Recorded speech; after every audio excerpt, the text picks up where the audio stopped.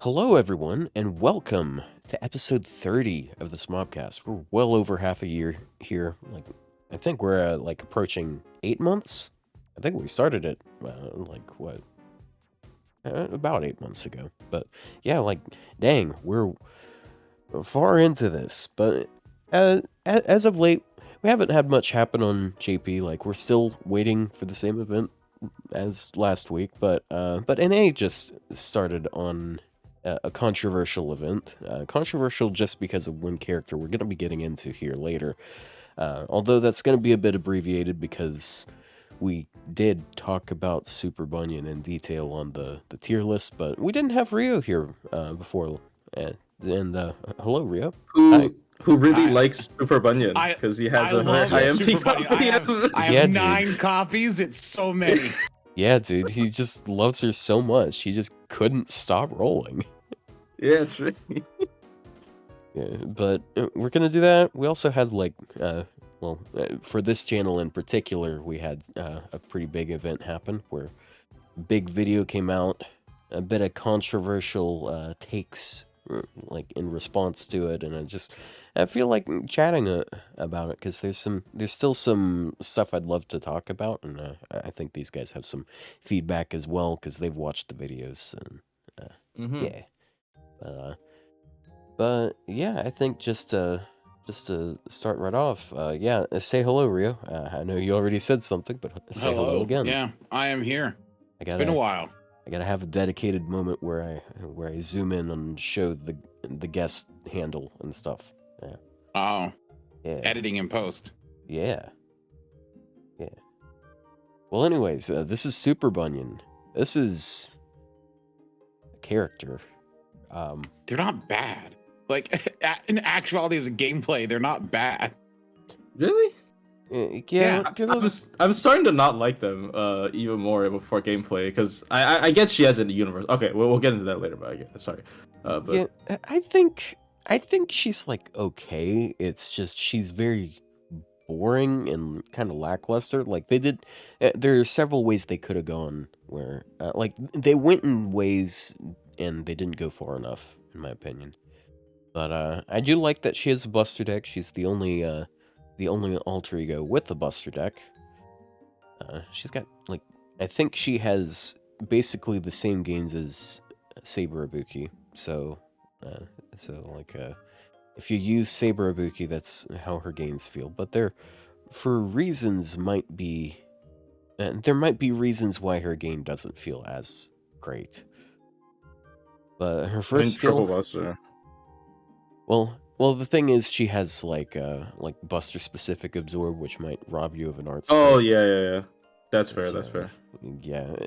So, getting into her first skill, 3-turn 30% attack buff for herself, which is all right, and then 20% team Buster for 3 turns. It's I think it's an okay skill. It's not anything incredible.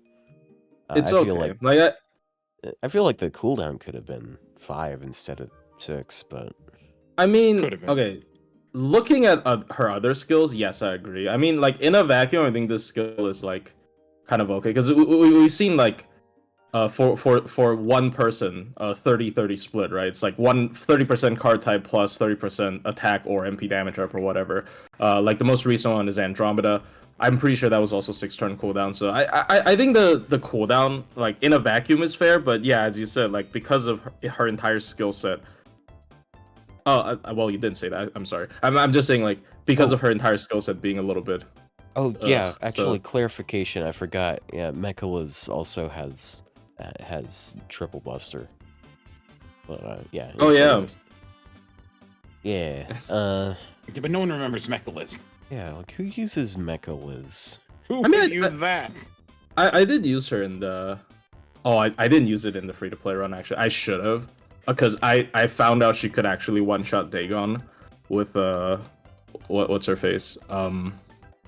Santa Martha. No, actually no. Now I think about it, it's not fair because I have alter ego's class score. I have alter ego class score maxed out. I think that's unfair actually. That doesn't make it not free to play. Class score, using class score doesn't make things not free to play. And you Well, can also, to be fair, you can substitute one of the supports out for something a bit stronger. Like it's reasonable well, to. yeah. It's completely possible for them to have some support.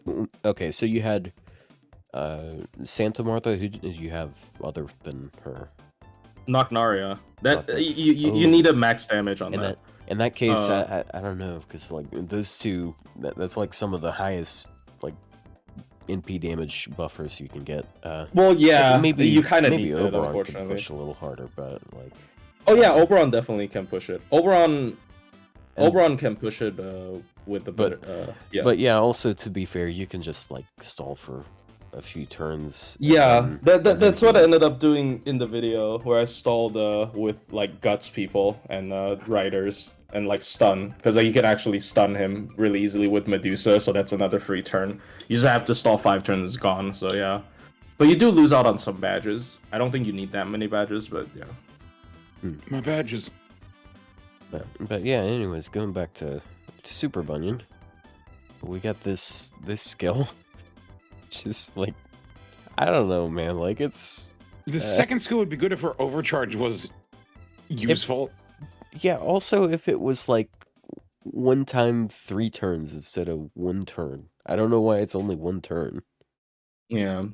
If this was 2 stages, she could have synergy with Tonalico, right? Because that has some spread charge, buster up, battery, self battery. But yeah, it could. but I it's mean, 1 stage. One stage is fine for Tonalico. That still works. Oh yeah, you it definitely still works. want. Yeah, Definitely 2 is easier to work with for sure. yeah, But like, yeah. yeah, the only place I could see this being used is like if you were doing like it means you have to be using, for it to be any use, you have to be doing multi-core, and you have to be using this battery and then using the other servant's NP that turn, Mhm. because Mhm, otherwise mhm. it doesn't really, you don't really get value out of it. Just generally, like if I'm gonna be using her, I feel like I'll use this on a turn to get her NP. But then if I'm using her NP, I don't think I want to use someone else's NP at the same time. I'm probably gonna want to go for a Brave Chain. Yeah, I mean, this is. I think this is pretty clearly a farming centric skill. I feel like this is the whole philosophy with Bunyan. You're trying to build her up as this like hyper farm, multi-core single target farmer, and just didn't work out, unfortunately. But Yeah. yeah. Then her third skill, I actually kind of like this skill. It's not really that great of a skill, and if you're using her with Fetch, like I could see it being pretty redundant. But like 3-turn absorb for like everyone's buster cards, which is kind of funny. But then you also got 30% crit chance down, and then NP seal for a turn. I've learned to appreciate NP seal because Saber Ibuki Appreciator. And that's more of a Mhm. boss killer one, though, a boss fight one, instead of a Farming. farming Well, one. yeah, it does. So like her nothing for second farming. skill feels Unless- farming. Her third skill is boss fight. Unless you're doing some sort of like card farming, I could actually see that being kind of useful, because if you take someone who just like, if you take some servants that have like stars per turn, everyone could just bust a card crit really easily. Yeah, but she's not chaotic, evil, or existence outside the domain. So card farming teams usually rely on those 3 neutral balance. traits Yeah. in order to boost up damage, and she's none of those. She's neutral, balanced, and Probably one of the hardest. wow, just like white it's, bread there, neutral, balanced. Yeah. Yeah, it's just like this is the type of like these 2 skills. It makes me feel like she's trying to play like a multi DPS comp, but Mhm. I don't know. It's kind of hard to sell on that, I guess. Yeah. Okay. I'm just As not weird entirely as sure what this to do. sound, I think like from a very weird angle, she gives me like a Archwade vibe. Like I obviously pulled off way worse, but like I think Archwade's passive is very much a challenge quest centric effect. But her entire skill set is better for farming because she has a lot of charge. She has like Just she doesn't have a lot of sustainable stuff, but she has a lot of like immediate, like once again, it's just 100 charge and then team wide 30 charge is really good for like farming, right? But like then her passive is the field and get the rainbow buff. Bunyan has like a skill set that is very much just like, oh, a little bit of team support, just enough for maybe farming stuff.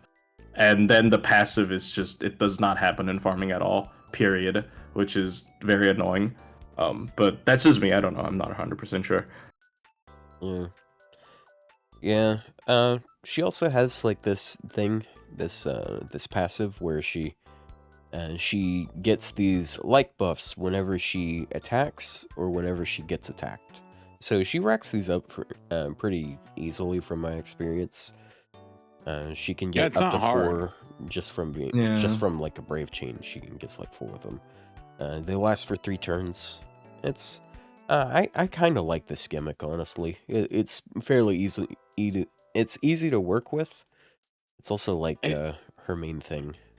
That is kind of her main thing, and that's why I feel like her skills don't have a lot of oomph to them, because it's meant to you're meant to be using.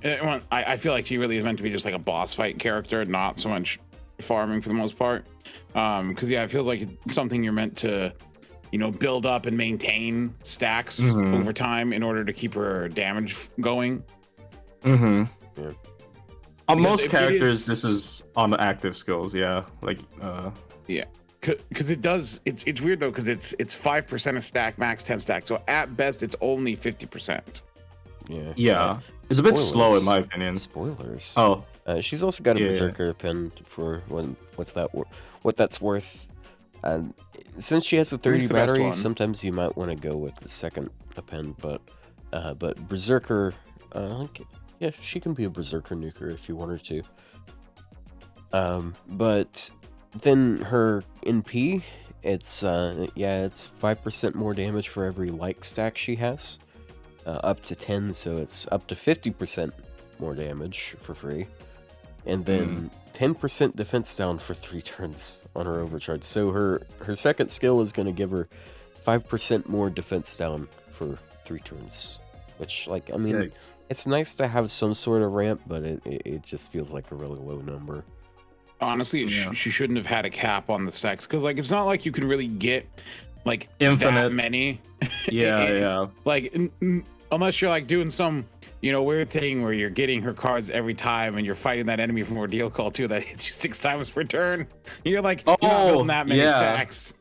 That would be pretty cool. Yeah, if you solo with her on that, then she gets what? Wait, what class was that though? Wasn't that a Lancer? Avenger, right? Oh, Avenger. Was it a Lancer? Was it I don't remember the class. It's been I don't a month. I've already forgotten. I haven't fought this boss yet because I haven't completed that. I think he's Avenger, but yeah. Basically, without spoiling anything, he attacks like 6 times, so she would be getting 10 stacks every turn, which would be pretty scary. If it doesn't cap right, it would be. Yeah. You could get up to 150, but that's still just 150 power mod. There are servants that do that. Yeah, like that's just one fight. That's not even like a reasonable expectation. Like, yeah, I think the issue really is the 5. Like, even if you do, for example, this is not barely above, right? If you do like 10% per stack and then max at 5 stacks, which is like the exact same thing, it probably would have made her a better servant, right? Because it's easy, like it's more per stack, because I mean, yeah, it's too slow. I think 5% is too slow. And I saw someone mention Quirinus in the comments. Obviously, Romulus Quirinus is like the ceiling of this gimmick in terms of how fast he can stack up. But like one big thing with that is because of Koyan Light. That being on an active skill instead of a passive skill turned out to be a positive because he can stack that. So at some point he'll be getting 2 Roman stacks whenever he attacks, which is obviously very scary. But personally, what I feel like a more apt comparison is Charlie than Romulus, because his applies as like a debuff, and it's only when he crits. But also, I mean, to be fair, Charlie also gets his only when he crits, but also I was thinking of Wangina. Yeah, I think Yeah, one and Gina then is very and then strong. one Gina as well. It's just like as far as how the application works, I feel like Charlie is very similar, and because of Mhm. the taking hits thing as well. But yeah, I guess one Gina is like a really good point of comparison here because like they can serve fairly similar roles, I would say, both.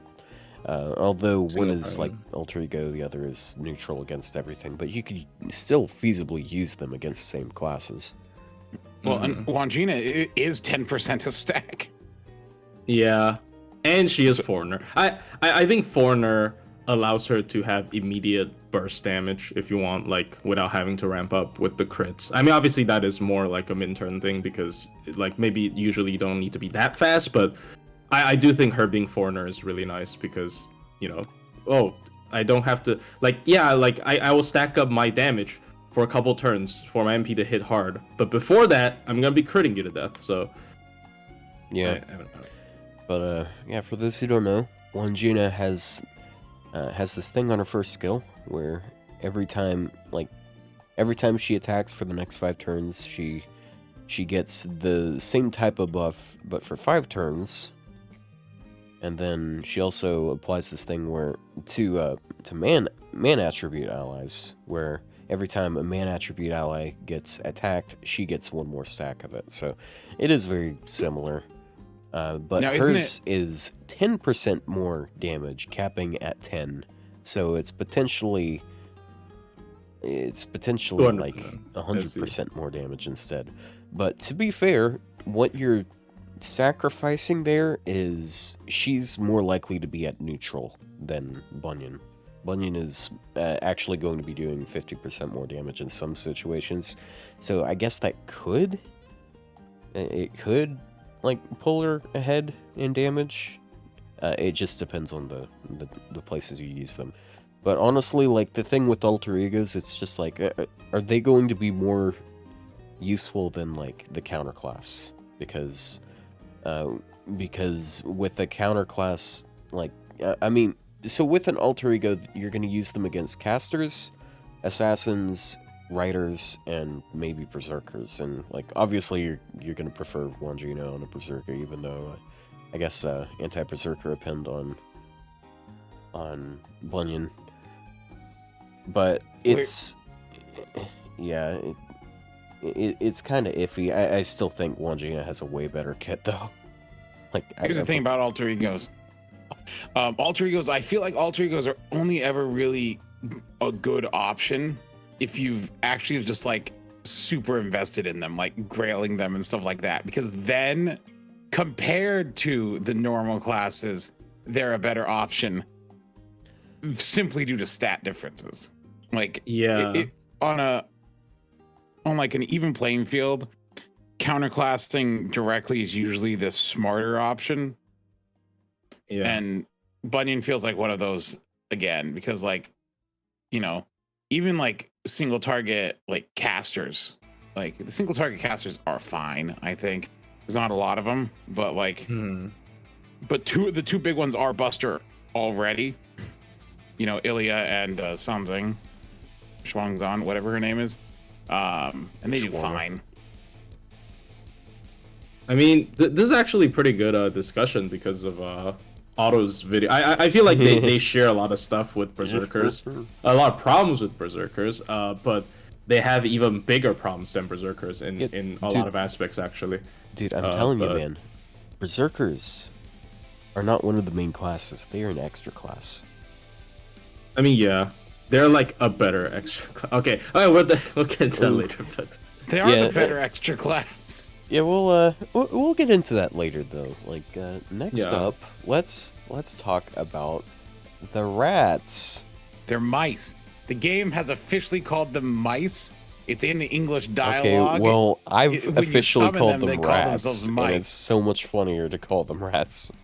And I'm not gonna say Twitter agrees with you, but I made a post on Twitter with the mice thing. Just a joke. I'm like, haha, my stream says rats, and apparently it went far beyond my normal Twitter audience. Don't you have like a redeem on your stream that's Jordan Peterson talking about rats? Yeah, but that's because Yeah, it's like- a funny video Yeah, clip. exactly. Rats are funny. Yeah, but these aren't. But see, the difference is rat is not an elegant word. It's not cute, but mice is a much cuter and softer word. But And rat if is you're looking at the funny. characters, you don't want like an ugly word. Yeah, but they're I already funny. Look explained at to them. you.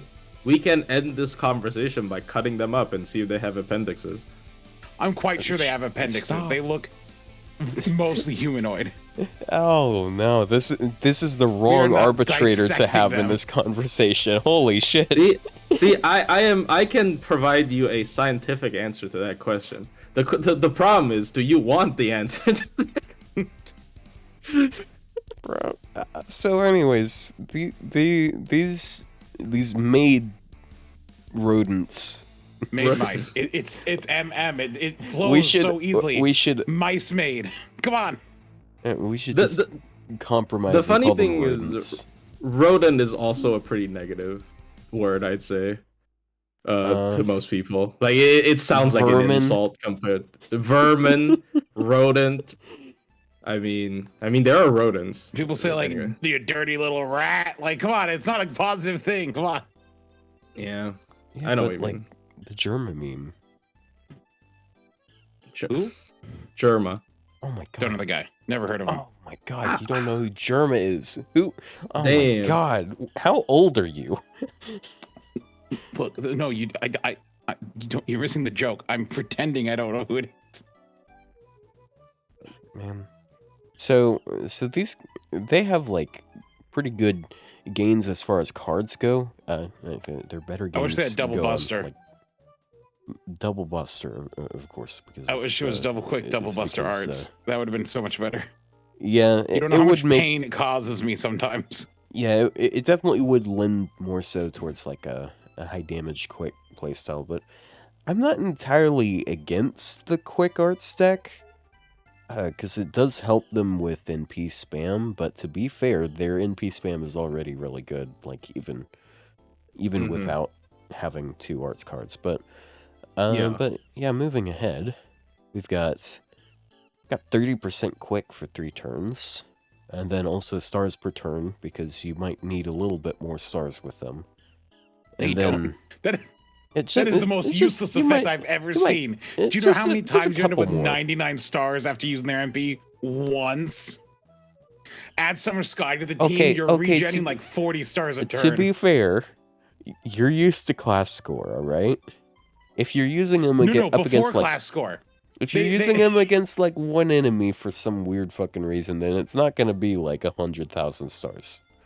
I mean, okay, I guess think about it this way: they will be one of the bigger benefiters if the unicorn quick support that actually uses excess stars actually comes out anytime soon. I mean, that would be pretty scary with characters like them, I guess. And one thing I do like about this though is you're not always going to be NPing with them, so this might be like a like you might use this on a like let's say they NP twice in 3 turns instead of just 3 times in 3 turns, because like it is easy to get them to NP 3 times in a row, but yes, you're going to have like some stars in between those turns. So once you kick back up on the NPs, then you're gonna have stars again. So I also kind of like using them as a semi-support because they have so many supportive effects in their skill set that they're unironically pretty decent in that regard. But yeah, they also have team HP regen. This is all on a pretty low cooldown. Like this skill is really solid, honestly. It's of course, like yeah, the effects are kind of odd on a servant that wants to do their own damage, I guess, but I like it a lot. It helps, especially since there's a lot of people who are annoyed by like how quick servants. Quick doesn't have its own dedicated quick healer, which is like I if you don't really care. think that's that big an issue, to be honest. Yeah, it's because let's not people- pretend we're using Merlin with Buster 24/7. Like, come yeah, the fuck on. it's more so because people want to take a slower playstyle with more card types and quick. The way quick is designed right now, it lends itself more so towards fast playstyles, which, I mean, it makes sense. It's in the name. Yeah. It's in the Yeah, name. it's called quick. Be quick about it. Yeah, it's in the name, bro. I don't get why people are hate it so much. It's like, oh my god, is quick. Why is it so quick? Like, bro, come on. So also their second skill is really good, by the way. So 30% self-charge immediately, and then 30% delayed charge for the entire team. So, fun fact, they have more team charge than Oberon, and they have more team charge than Castoria. Because I mean, and I know there's more nuance to it. It's because you can share that to other teammates with them, but I don't know. I like pointing that out, just like as far as being able to charge other servants. Like, they have some of the highest team charge ability just from a skill cast. Although they have lower, I think like second highest is Pope Joan. Pope Joan, yeah. Pope Joan has a lot of charge because of that skill 3, if you want to count it as AoE. That's like, what? I'm not sure where Wangina is, because Wangina is 5 turns? Yeah, hers is 180%. Pope Joan is gonna be like 210%, but the top one is obviously Tonalico, because Tonalico has 50 self and then 10% it only goes regen for the whole 290% over 3 turns. Yeah. Yeah, it's then it's pretty No ridiculous. one beats that. Yeah, she has the most charge in the entire game. Yeah, but That's to be fair, you can ridiculous. try to make a case against her third skill, because you have to NP to get her third skill. It's sooner. not that hard. It's not difficult. But I actually use the second skill. There's a team that I've used in more than 190++ with Daikokten, which is Daikokten and Draco, because Draco also has passive regen, and then Draco's regenning like 40% a turn, right? On top of refund. It works surprisingly well, and I've used it, I think, for 3 different 90++s. So like it's weird mixing card types like that, but you know, it works. I've unfortunately stopped using Draco for farming because it's bond 15. But yeah, she is the passive charge if you have good teammates. How'd you get bond 15 so fast? It's been not even a year. Yeah, It's less than because a of year. the Gouda raids. I went very hard on the Gouda raids, and like the last node was like borderline made for Draco because it has like a passive defense up effect, which is very annoying unless you have ignore defense, which is kind of rare on a lot of single targets. Is it really rare? Kintoki has ignore defense, right? Yeah. Does he? I don't. Yeah, Kintoki. Yeah, he doesn't have As for his Kin- cards though. So anyways, then lastly, they've got their third skill, which is a pretty simple skill, but it's a really good skill still. It's team 30% NP generation, which helps with Draca's refund. Yeah, And then that's another part of the reason. yeah, and then also one hit of heart survival for the entire team for 3 turns. So this is a pretty nice skill. Like, they've got team HP regen, and then they got team NP regen, then team MP gen, and then team evasion. This is a pretty wide spread of effects. Like, for Yeah, they have for a full 4 team. star Their is entire a kit is lot. built on helping a team. Yeah, It's not selfish at all in any way whatsoever. yeah. Yeah. And even then, it still helps them out a lot, because like they've got a lot. It does a lot for them because it helps them spam their NP. But yeah. Honestly, I feel like their biggest problem is their NP damage at base is just not really that great. But but even then, like, I mean, I'm they not got going to talk about their pen skill, their third append, one of the most useful yes. anti-classes in the game. Anti-moon cancer. It's good for that one Oh. boss fight in Lost Belt 4 that I no didn't one even struggled with. Really? Yeah, That makes sense. It's a lore reason because of Jinako. Yeah. Yeah, I think that's the exact reason why they have that. That is, bruh, come on. Yeah. See, This my is thought, like the worst my append to initial have, thought was, hold on, basically. Juniko, elephant, mice and elephants. It's like, Yeah. I mean, yeah, that is the first layer of the joke. I mean, there's obviously the second layer where they're like Shiva's avatar, and then yeah, and then Shiva cut their head off. Damn. Anyways, so their NP is pretty cool. It's 20% quick resist down before damage for 1 turn, so they've got 50% quick affecting their NP. And then they've also got 20% crit after the NP for the whole team for 3 more turns. party buffs. Yeah, so there's actually some damage that they're giving to the team. And it's a 9-hit AoE quick NP, so it's going to... It refunds a ton. It's like the best quick refund in the game. And then also tons of stars, so your team is going to be able to crit really easily. And then they also have anti-earth because this is the current state of the game. Everyone needs to be anti-earth. A lot of the time for a refund, they end up at like 90% or 91%, and then that 10% slow charge ticks in, and it just fills it back up. Yeah, So it is kind of crazy.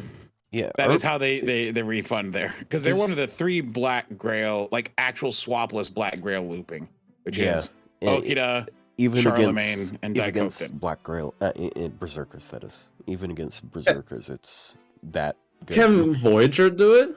I recall Voyager being pretty good at quick looping, but that was like all the way back in the day. I don't think so. Like his not swapless black grail, like his own refund is like not really that great. It's just the plus 20% that's really what gets him there. He needs to be living human, man. I know he's literally not a human. He's like a spacecraft, but like he's a robot. He's mechanical. Also, somebody asking, I think it's because Japan. Can we say this is culture appropriate? No, it's not. But like, I think it's because like the god Daikoten is like considered to be equivalent to Shiva or something in Japan. I kind of forgot why it is. But that was the reason why in this Valentine's, Durga has really weird interactions with the rats, the mice, them. There you go.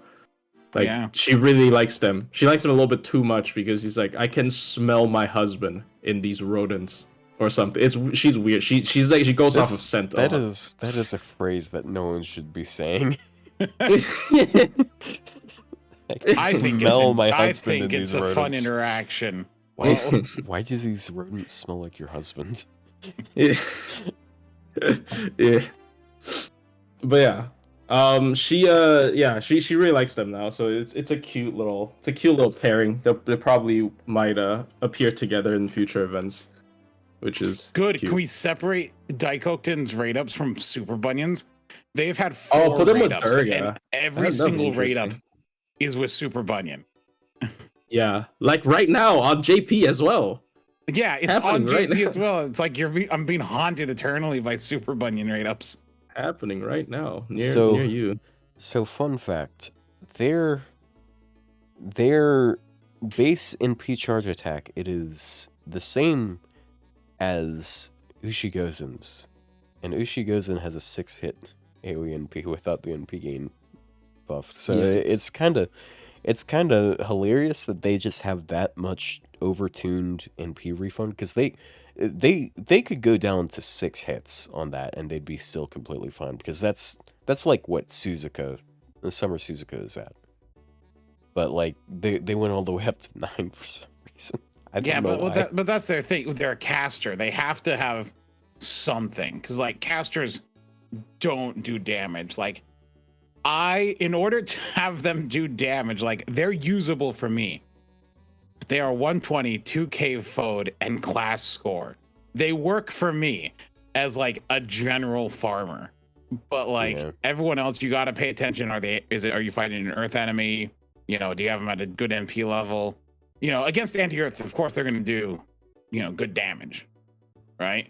Mhm. But other than that, you got to be careful normally. I'm sad because Achilles has same MP. And what is Achilles MP hit count again? 4? I think it's 4. So yeah, I mean, that's okay. pretty funny. The thing with Achilles, right? He gets 50% crit up whenever he MPs. We gotta like be a little bit careful. He also has an NP upgrade. Like he's not made to be a looper. Like I mean, wait, didn't he come out before Scotty? He came out think- before. Yeah, I think He came out before Scotty. He came out during Apocrypha. Yeah, I don't remember what. Was that were before happening at the Scotty? Yeah, I think so. Oh, he came after Scotty. Okay, and that still explains it because like after Scotty came out, they started nerfing AoE quick servants so they wouldn't be able to loop with Scotty. Yeah, and then 'Cause after Castoria came dude, out, they- they did nothing. It's because they realized like, holy shit, this looping thing, it's not really that good for the game because now people are hyper focusing on it, and then they realized, oh, people are focusing on it a lot. We should like try making money off of it instead. So they made Castoria, and now everyone can do it. Also, I'm pretty I'm looking, and Daikoku's damage actually isn't that far off from characters like Murasaki and you know, others. Well, yeah. I mean, Murasaki is like carried by Black Girl, Murasaki, unfortunately. Anastasia, you know, I, it's not that. I don't far know off. if that's the truth. Well, I don't know if that's the case, but like, I think that's- I know it's the case that you said, but like, I'm my guess to that. I'm not sure if that's true, but like my guess to that is the extra scaling from quick MPs kicking in. I actually think so. Can you compare them to like an SSR okay. AoE quick? No, So- wait, no, Okay. they don't exist. Yeah, I'm just looking at other casters, but this is So- is like without traits, and of course all the other, you know, Murasaki So- has traits, Daikoku has traits. This isn't looking at traits though. So another problem with that though is like if you look at the servants that you're comparing them to, you've got like, okay, Anastasia has like before the turn 3 she has a 20% attack buff for 3 turns. For Murasaki she has nothing for 3 turns actually. Like it's just trait buffs. It's Yeah, the competition just doesn't have a lot when it comes to self buffs. AoE like, AoE it's casters one turn has type thing. very bad competition considering the absolute like gulf between like Tonelico and everyone else. It's not really a fair competition anyway. Yeah, I mean, I yeah, guess- Tonelico is really good. I guess Nero's is still like she still has like some pretty good self No, buffs. Nero, has- Castor Nero. I'm looking at the chart. Castor Nero with Double Vitch Oberon and Cranking does like 200k, and Daikoku with double Scotty Oberon Well, that's and 'cause of Black Grail does like That's- 190k. So like they're That's very completely close. Black Grail. Yeah, it's but- just so what I mean by that is like she has like 80% of her own attack buff. Like that's a big part of it for Nero, and she's not able to. If she, so I'm assuming what'll eventually happen. I think they'll eventually buff her guts skill, so it's a 6-turn cooldown instead, and that's going to be like kind of incredible for her because that means she's gonna have like 160% attack. She was on turn Raid three. Up recently, and they didn't buff her though. I mean, Yeah. it's happened before where they rated up a servant, didn't buff them, then like a month later they buffed them. I think it happened. I mean, I'm not saying like it's definitely gonna happen, but it happened with like Dante's. Like Dante's got an interlude, and Oh like, yeah, that was a nothing weird one, happened. and then he got a buff later. Yeah, like which a is month really later he got a fucking buff. weird. It was like anniversary, right? Was it anniversary? I don't remember. Probably not. I don't remember. Whatever. I don't remember either. Yeah. I don't care much for Dante's, but yeah. Neither do I. It's just. Oh yeah, the Melty Blood release. I don't remember when that Oh, was. that was what it was. Yeah, the Melty Blood character release, and now the game's dead. Anyway. We killed it. Fate Grand Order killed the game. Let's go. This It looks like you hopped on it a little too hard. We're the persona rough. of Type Moon games. Oh no. Collab with Fate Grand Order and die. Oh no, Mahoya. No, wait, no, Mahoya didn't collab with. It's the other way around. It's fine. Yeah, it's the other way around. Don't worry. But no other Fate thing better include Fate Grand Order stuff. Otherwise, it will die. Wait, does that mean FGO is gonna die now? No, FGO. No. Well, I mean, FGO collabed with FGO, but don't worry, it's immune to its own poison. Okay. Well, I mean, Arcade died. Oh, yeah, Arcade. We did kill Arcade. Yeah, I forgot. Arcade is died. dying. Do you know what also died? Moonlight. I mean, that's barely a game, but like the you know what also died? Requiem. Yeah, oh Requiem died. Waltz died. Arcade died. Like that is honestly. Well, yeah. Actually, it's good that Mihoyo can't die because Mihoyo we're making a killing. Like it came out like decades ago. If anything, it's on sale right now. I bought the Switch one. I'll probably read it before the event happens, but yeah. I heard it's not that long. Anyways. Okay, so I mean, it's like 25 hours. So Mary Anning is canonical lesbian. Okay, yeah. Yeah, just thought I did. Fun fact. All right. Fun fact. She's like probably the best thing to come out of this event, in my opinion. Like, I mean, the rats are pretty great and all, but she's just a really nice, and just a nice thing to have. She's like, she's a 1-star support, so low HP, which means she's easy to kill off, which can be nice. It's oftentimes what people are going to be doing with her. Her gain, I didn't really realize it until now, but her hearts cards are pretty bad. Yeah, her gain is really bad. Like I tried to loop with her, bro. Yeah, she is no Melt or. I mean, she is. Percival. She is capable of art looping. It's just it's tight and like there's no reason to ever do it unless you hyper invest in her. I mean, I'm not even comparing it to other. Like I'm comparing her to like Jason. Jason's better, like way better. I think. Don't quote me on that, but I'm pretty sure Jason's way better at looping than her. But anyways, yeah. He also like ramps. He ramps. Just not. Her NP isn't really that impressive, I'd say. But anyways, what does she do? She has team-wide 15% arts and 15% attack for female or unknown gender allies, as well as 10% NP gain. And the 10%'s flat, the others 10 to 15. So, it's like alright. It's low, but it ends up coming out a bit higher than you'd expect because multiplicative aspects of it and all. It just doesn't look like much at base. It's not like a high boost in damage. This is not a damage skill. This is just like boost your NP. It's 3 separate effects. Honestly, for 1-star, like we just saw Bunyan with what AOE 20 butter, 20 buster. AOE 20, self 30. I mean, this is 15-15, but this is like on a 1-star. An MP gain can be useful for arts. I mean, I mean, this is not her most amazing honestly, effect, in my opinion, anyways. Yeah, honestly, like the takeaway for me is like it's a 3-turn buff, and like I kind of prefer that for an art servant over like a 1-turn buff. Like even if it's a large one. Yeah, because like arts just wants to loop.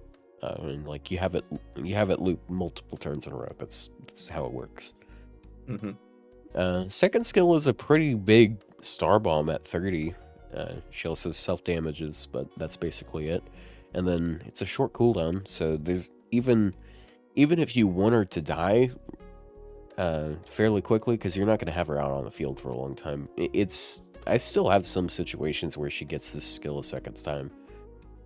You can realistically have this off twice, yeah.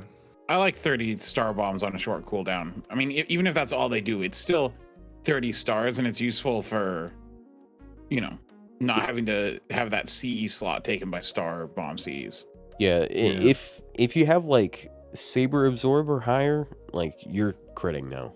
Like, if you're a caster or lower, then it's still shaky, but like, I mean, 20 more stars and you're guaranteed crits.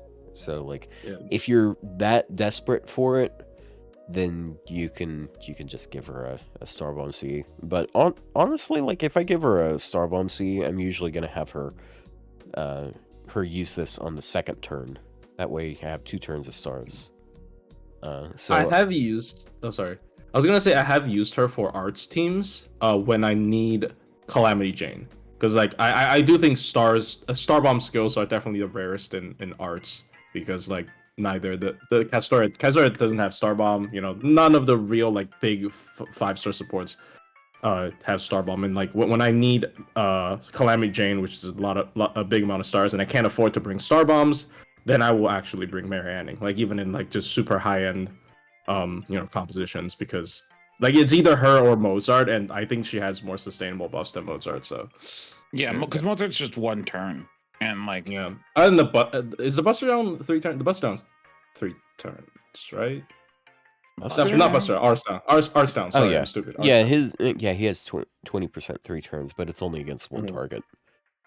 Yeah. So she's generally going to be better for like AoE art servants, I would say, because she's going to be boosting refund multiple times. The one thing I don't like about this skill, though, well, basically the only time I'm going to be using this skill is on turn 1, because I'm generally better off. If I want stars on a different turn, I'm better off bringing Frontline Jufu, because Jufu is 20 stars per turn, like all of the time, and that like it removes the necessity of a 30-star bomb generally, but like I do have cases where I'll use both of them, and I'll just use this to kick it off, and she also helps Jufu get her first NP, because she has a team battery of 10%. It's flat, and then like AoE enemy gauge drain of 1, and then which is team nice. 30 crit. Yeah, if she's not coming on turn 1, like if you are using it turn 1, then it doesn't do anything. But yeah, like depending on how much charge I already have, I might save this for turn 2 or whatever. So and in that case, it can be quite useful, because that gives you some more turns before you have to deal with an NP. I say more turns; it's literally 1 more turn. But yeah, pretty simple skill set, but it works towards one goal, which is helping you spam NPs. I don't think she's much of a card damage support. I mean, it's just 30% crit and then like 15% attack and arts, which I guess that could be decent. It's just when arts crits, you're doing it for NP gain. You're not doing it for damage generally. You actually have to have... The problem is art support, so like how much critting are you actually doing? Yeah, it just depends on like the type of team you build. There's only like a couple art supports that are going to be giving you a meaningful amount of stars. It's like Proto Merlin, that's Jufu, that's most of it. It is nice though that her first skill does affect unknown gender, because that feels like it's so annoying when it's like coded as like female and it doesn't include unknown gender, when like 90% of them you're like, I'm pretty sure it should count. Yeah, I mean, I guess Romulus is interesting. I'll always say that Dioscuri should have male and female. Why are they unknown gender? It's not I unknown, do think that is really dumb. Both. Yeah, it's really dumb. I think they definitely should have had both male and female traits. I think that like some of them should, like Canis should as well, because like Canis, you know, has been both at certain points in time. Hey, like why not just give them both? To be fair, the gendered charm, the female gendered charm actually applied to her.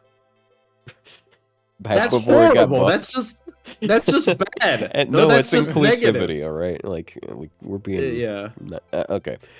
So also, I gotta say, Romulus does not fit on this list, but he's here. I know.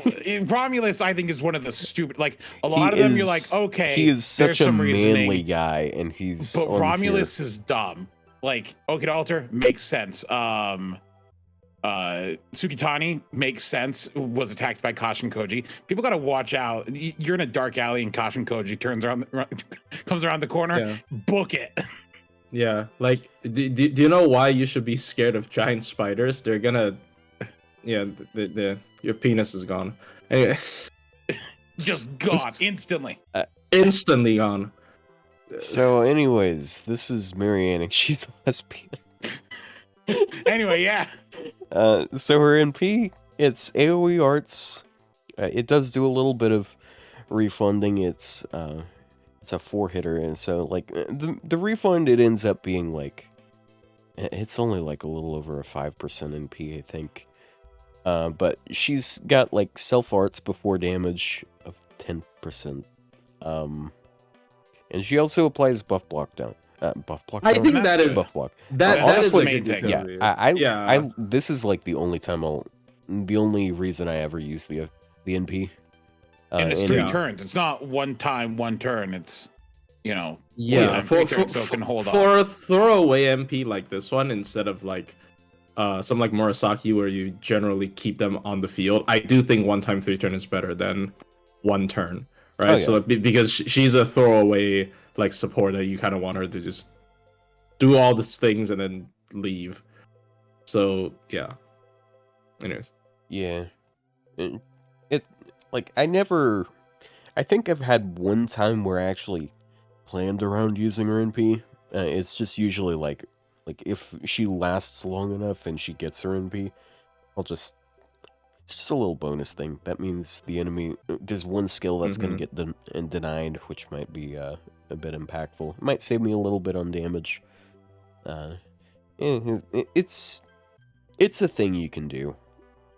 It's like the only other servant that does something like this that's a support one, and like depending on who you are, it might be arguable, but that would be Fuma.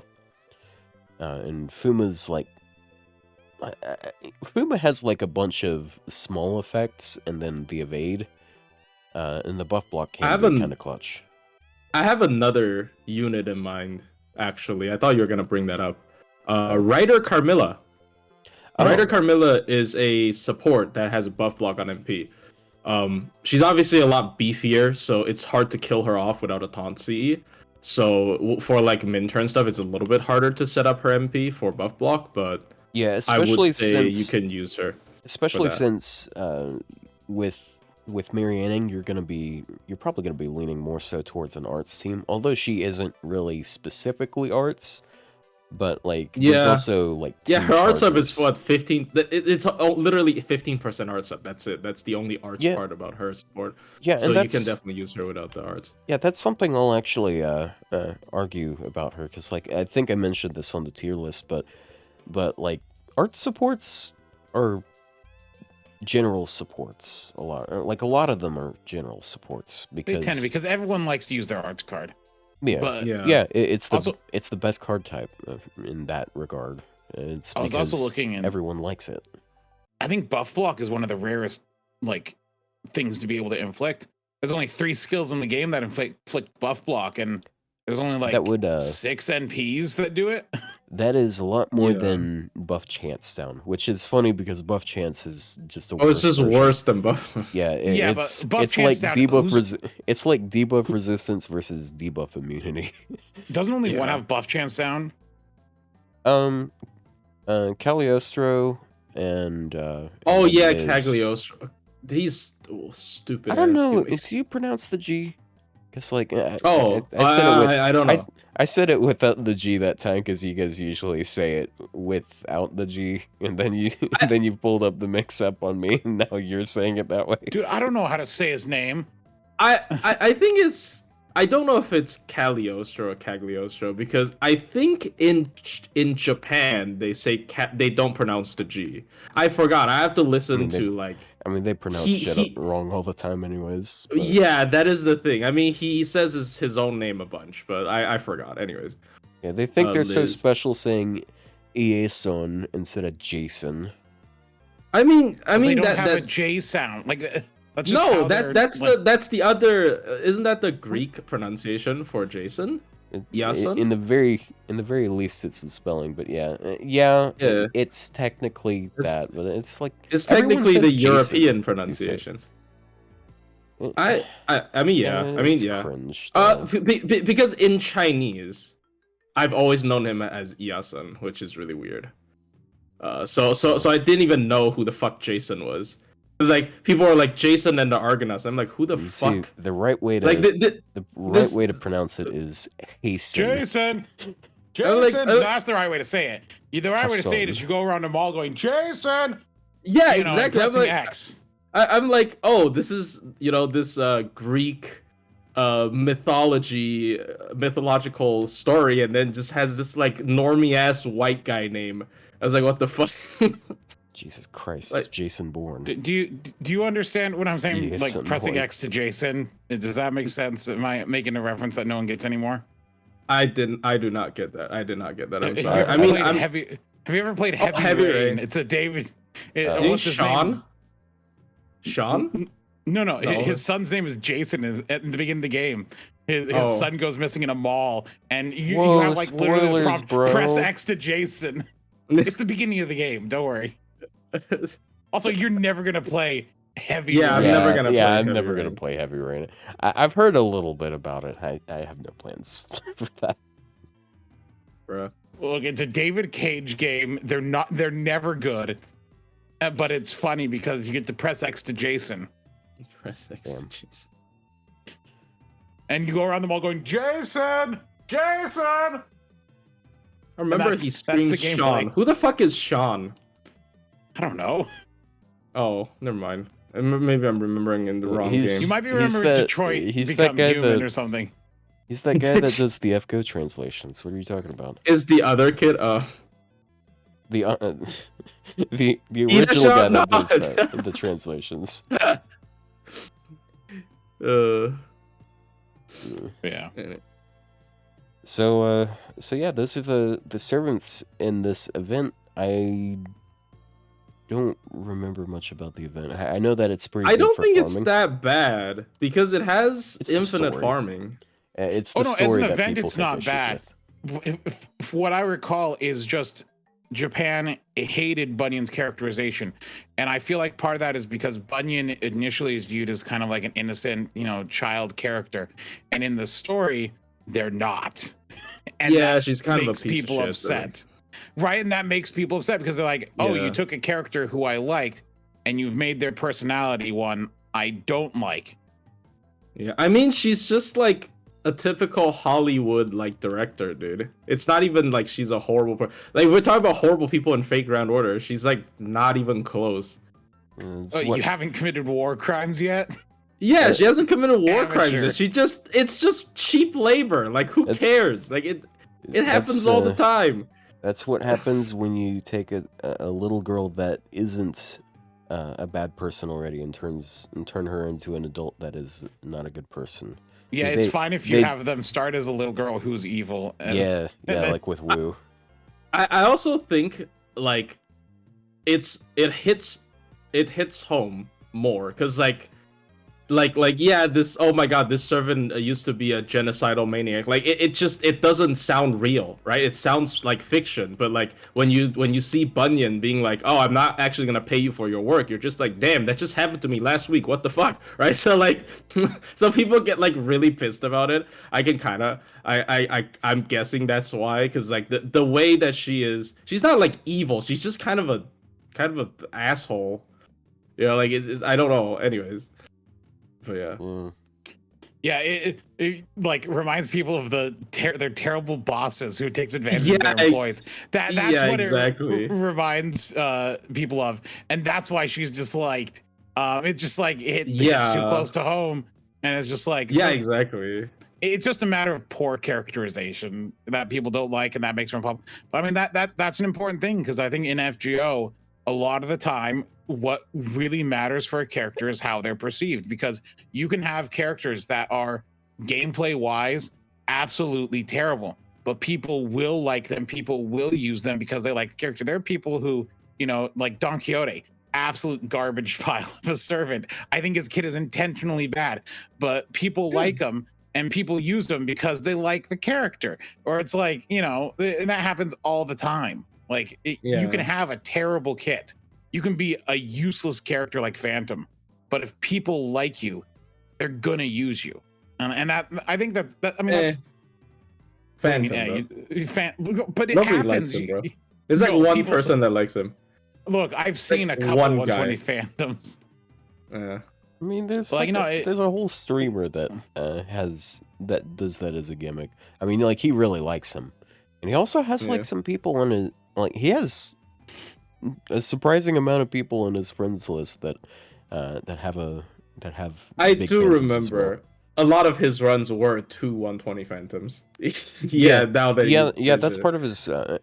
For those who are who don't know who I'm talking about, it's Ventox, Ventos X FGO. So basically, his restriction is he goes through like all of the story, doing all the story with his own phantom, and if he can borrow a friend support, he borrows a second phantom. And he puts them in the back of the party. He puts his own in the front of the party. And that's what he always does. And he always has to have phantom score the last blow. Like he has to. Oh, he has to finish. He has to kill. That's funny. I think he took over like 300 tries for CERN. It was it was rough. Why don't you just bring like? Oh, never mind. I'm stupid. You literally just listed the restriction. I was like, why don't you just bring like a real team and then have him in the back and steal the kill? But yeah, that doesn't apply. That's what he did with some of them. That's like what he did with Demeter, because like what the fuck are you supposed to do with him and Demeter? Yeah. He had Scotty, Jean, and Maid Alter like stall out the front, and then like get all the way down, and then plugged him, and then he finished it off. That is interesting though, because someone mentioned in chat, like, you know, because I looked back a while back on Ray Shift to see, which is not comprehensive, but it does give a good view. And like there was only like 120 Roland. There's 2 now. Thank you very much.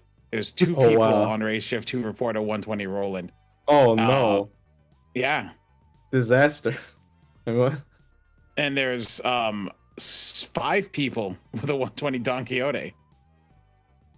Now that so like, you know, it doesn't matter like how bad a character is, people will do it. Now there is 2 pages of Super Bunyan 120s, but there's only 2 pages. That's like 14 or 15 people.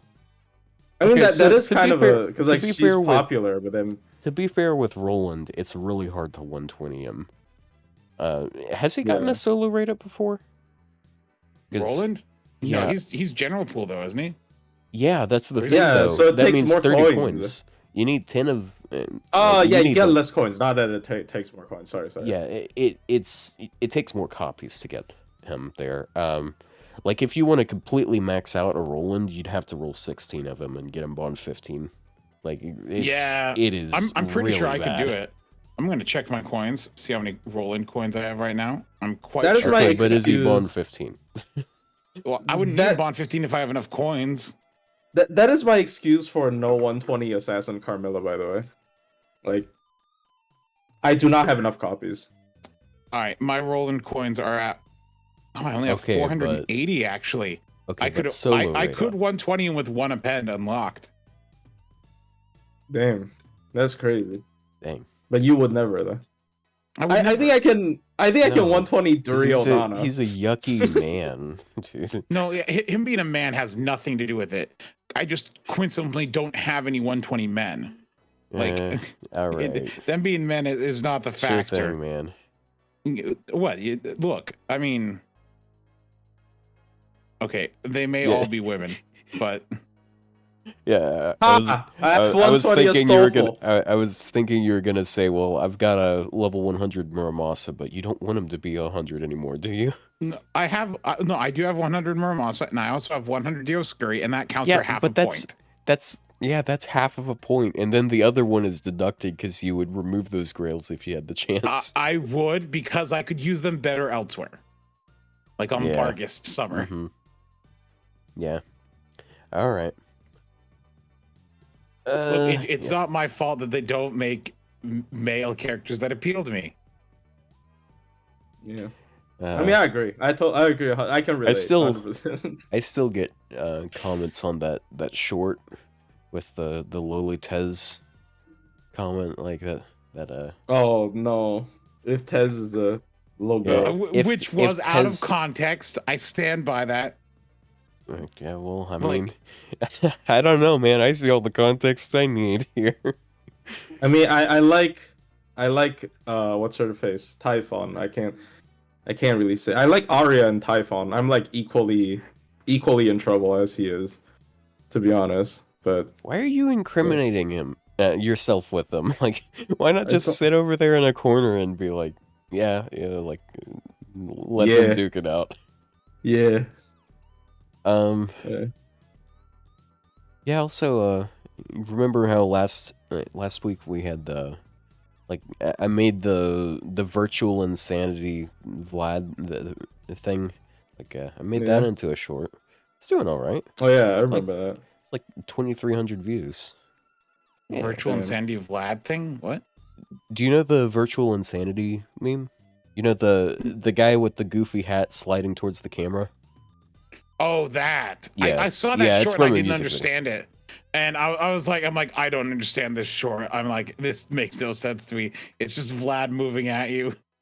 Well, it's the pose. The pose actually, it's very similar to the pose from the original music video, but it's actually a pretty fucking cool music video, and the song's a banger. So I kind of recommend it. I'll have to look I it just up. remember people wanted it to be like, people wanted a JoJo meme out of that. JoJo to have that as one of their ending songs. I forgot why. But anyways, yeah.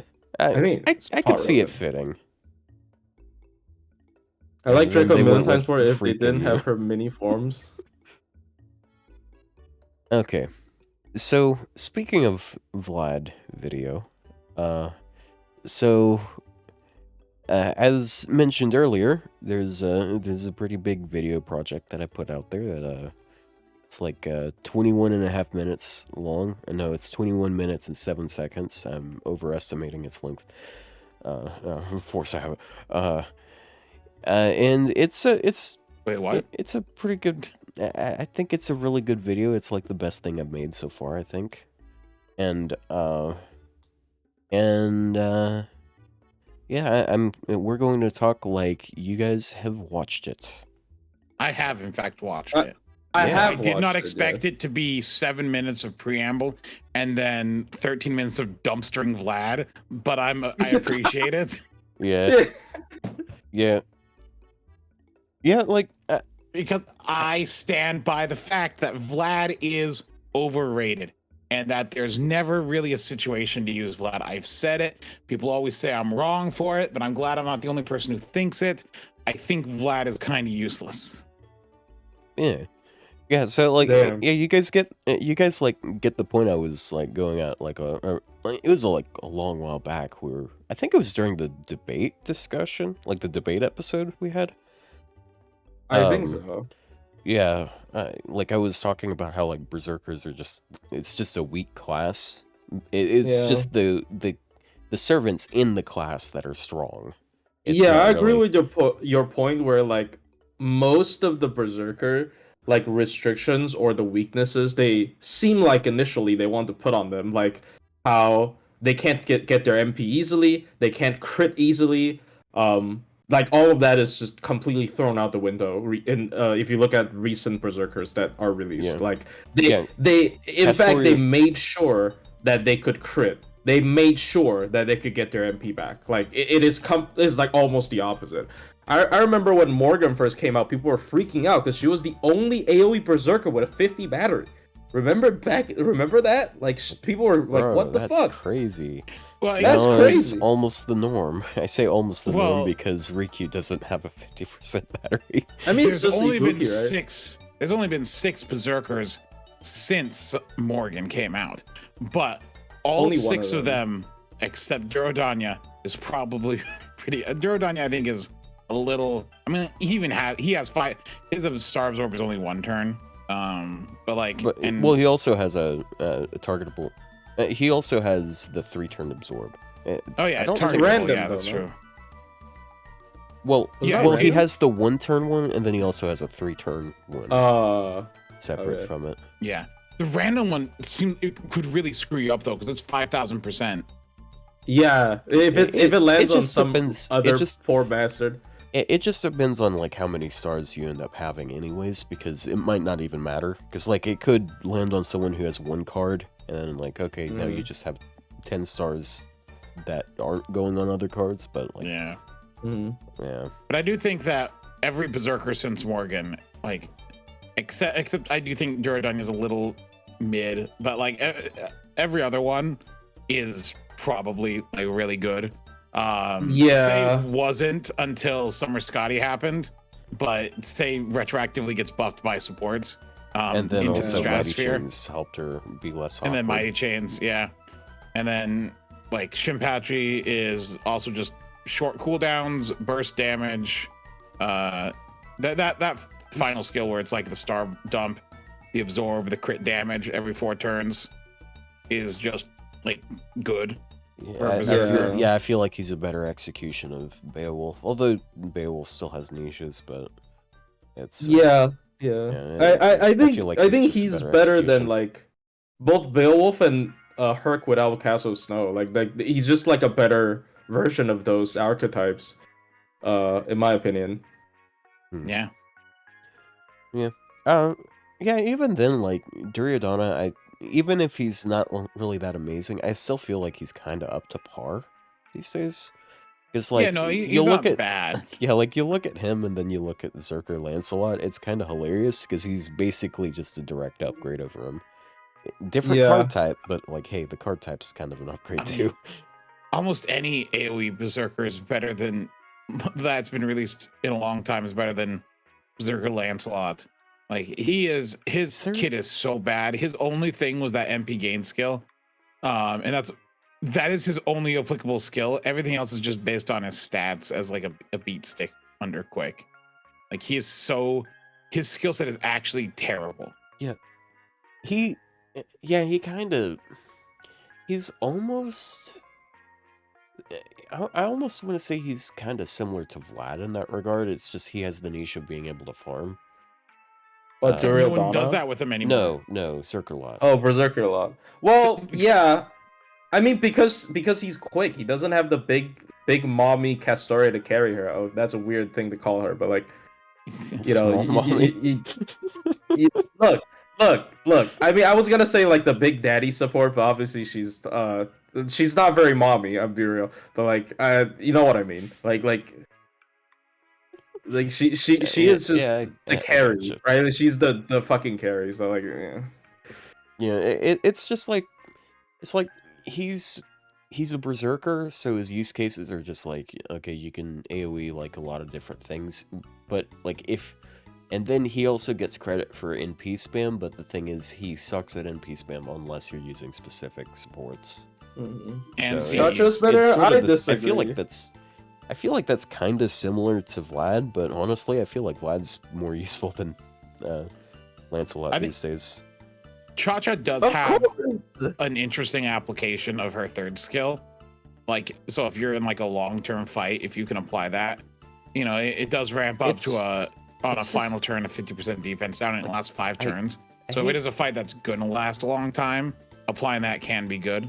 I hate saying Chacha this, Spirit and but it's- Duryodhana? Oh no, you're talking about. Oh my god, you guys are talking about Lancelot. I'm so stupid. I was like, I don't think Chacha's better than Duryodhana, bro. Wait, But okay, Cha-Cha? Wait, oh, okay. yeah, Chacha. I think they're talking about Lancelot. My bad. Yeah, But- honestly, I feel like Cha-Cha's more usable than Zerkalot, Lancelot, yeah. 'cause It's Yeah, just Zerkalot has the ability to like farm on some nodes, and like that's a little something, I guess, but she has like the NP charge, so she's not leaning incredibly hard on it. So if you're going for like a more multi-core type situation, she can wave clear fairly easily, I'd say. And she just doesn't have really that good a damage. He still she's just has very the problem of. lackluster. She still has the problem of old berserkers, I'd say. Like that back when they wanted to put a restriction on the class. She has like once again charge per turn. It is kind of a little bit overstepping the. Like back in the day, it was like, oh, it's a berserker that has passive charge. That's pretty scary, right? Well, not anymore, but like. So Yeah, and it was these only days- 10%, and they've buffed it to 20% now. But So these days, Yeah. she's just like a worse version of Brynhild. I think that's it. It's just they both have the NP recharge, but Brynhild actually has like a normal kit, I'd say. Her Yeah. second skill is really telling of how they treated berserkers back then, though, because that's the one where it reduces the party critical star absorption by 50%. Except Yeah. that does actually nothing if there's anyone other than like casters in your party, maybe. Because remember, you know, if you Even have, then, she like- has a star absorption of 10, and if your other supports have 100 star absorption, cutting that to 50 isn't going to change anything. Yeah, Yeah. she could do that to an Avenger, and the Avengers will still have higher star absorb than her. Yeah, Yeah. it is actually a useless Barely, effect. Like it barely makes a difference. I think the thing with Duryodhana is like if he was permanent, people would I've like a broken record with this point, honestly. But like I think if he was permanent, people would actually use him as a Who's like Abyss? what? Someone said Abyss. I'm not sure who Abyss is. I don't know. But like yeah, like I believe Duryodhana is like if he was permanent, people would try to use him as a budget like AoE art looper. But because he is just not accessible in any conceivable way, so I just think that could be an issue. Anyways, but yeah. Yeah, Who is Duryodhana's gotten Abyss? a Like- decent amount of banners at least. Like he got put on a couple like when he first came out, and then he showed up on the recent one because they reran banners. Mm. It's just yeah, I guess to be fair, he did come out with some good servants as well. Like Bima's like Durga, really Bhima. good, and then Yeah. Durga's pretty good too. Yeah, I don't think Duryodhana's bad. I do hate his MP effect where it's like chance to reduce Yeah, card types. Yeah, yeah, that was definitely the annoying. And that's based on overcharge, so it's like 60%. So like sometimes you just don't get it. And it's like, oh, I'm like, that's Dude. cool. I'm telling you, we need like a strong support that has debuff success chance. Like we don't have a debuff success support. Like But best that'd thing be we got. that'd be annoying though, because then it only applies to one, and then it's useless in farming. It's better to have buff success rate on a support than to have debuff success or debuff, you know, debuff. Sorry, No, I think like debuffing enemies with, you know, buff. Hold on, let me rephrase this. Debuffing the enemies to be able to be hit easier by debuffs is worse than just buffing the debuff success rate of your allies. Mm-hmm. yeah, I was saying debuff success, didn't I? Oh. Did you? Yeah, I thought yeah, you were saying I- applying something to the enemies. Oh no, I don't want debuff resist down. Like that's still feeding into the same problem. Like you can still have the debuff miss. So like the best we got is like it's like Kazgil right now, honestly. Like the fact that we have the fact that there are situations where I'll pick Phantom unironically because he has the debuff success down. Debuff resist down for 6 turns actually. But That's like, not really a factor too much. Like how often, like I mean, like if you're if you're doing like farming, you're just gonna pick someone who you don't have to worry about it because it's not worth sacrificing a normal support for that, ensuring the debuff is gonna hit. You'll just pick a different DPS to farm with. And if you're doing a boss thing, there is no shame in quitting the game when the debuff misses and just starting over. So here's something part of what I've been thinking of with like the debuff success support. So if they took like a new 5-star support, and holy SA Batman, so if they took a 5-star quick support, like made a new 5-star quick support and gave them team debuff success, think of how many servants that would benefit. You know how many quick servants there are, like AoE quick servants that have like Sun or Charm on their NP? There are a Kashin lot of Koji. them. Yeah, Kashin Koji. There's Ushi Gozen. yeah, Ushi Gozen. What's her then, face? the The Chinese chick. horse person. Yeah, Huyanzhou. comma, single target. You got Huyanzhou. Medusa. Oh, Medusas can't Medusa- be buffed. Can't be buffed, right? Well, I mean, if you have debuff success, it's gonna apply to it, right? Oh yeah. I think. Oh, okay. And So then sorry. Bradamante as well. Yeah, I was gonna say Bradamante. There's so many quick servants that would get a big boost out of debuff success. Just to reply to this guy, Sakura commas. Not to change subject. I just really didn't understand Summer Abbey have. Well, if you watch the video, like just watch the tier list, I gave like fucking 200 reasons why she's underrated. So like if you just watch the video, you will probably have better insight on why I decided to put her there. So yeah. Didn't we just talk at the very start of this stream about her? I mean, and, like, he probably just tuned in. I'm assuming he just tuned in, but like the in the actual tier list, if you watched it, I assume you didn't watch it because most people just skip to the end and watch the placement. Which I mean, I understand that's what most people do for tier lists, anyways. But I did give like a bunch of reasons why I think she's very much underrated. So you can check that out. No, that's fine. Don't feel bad, cause like, dude, like. Nobody expects you to watch 7 hours of fucking tier list. Yeah, like people are just gonna scroll to the end. And this is how it is. This is how the format works. Okay, it's just like, so if you have questions as to why a servant is placed in a certain place on a tier list, like the timestamps are there. I recommend just going to that part.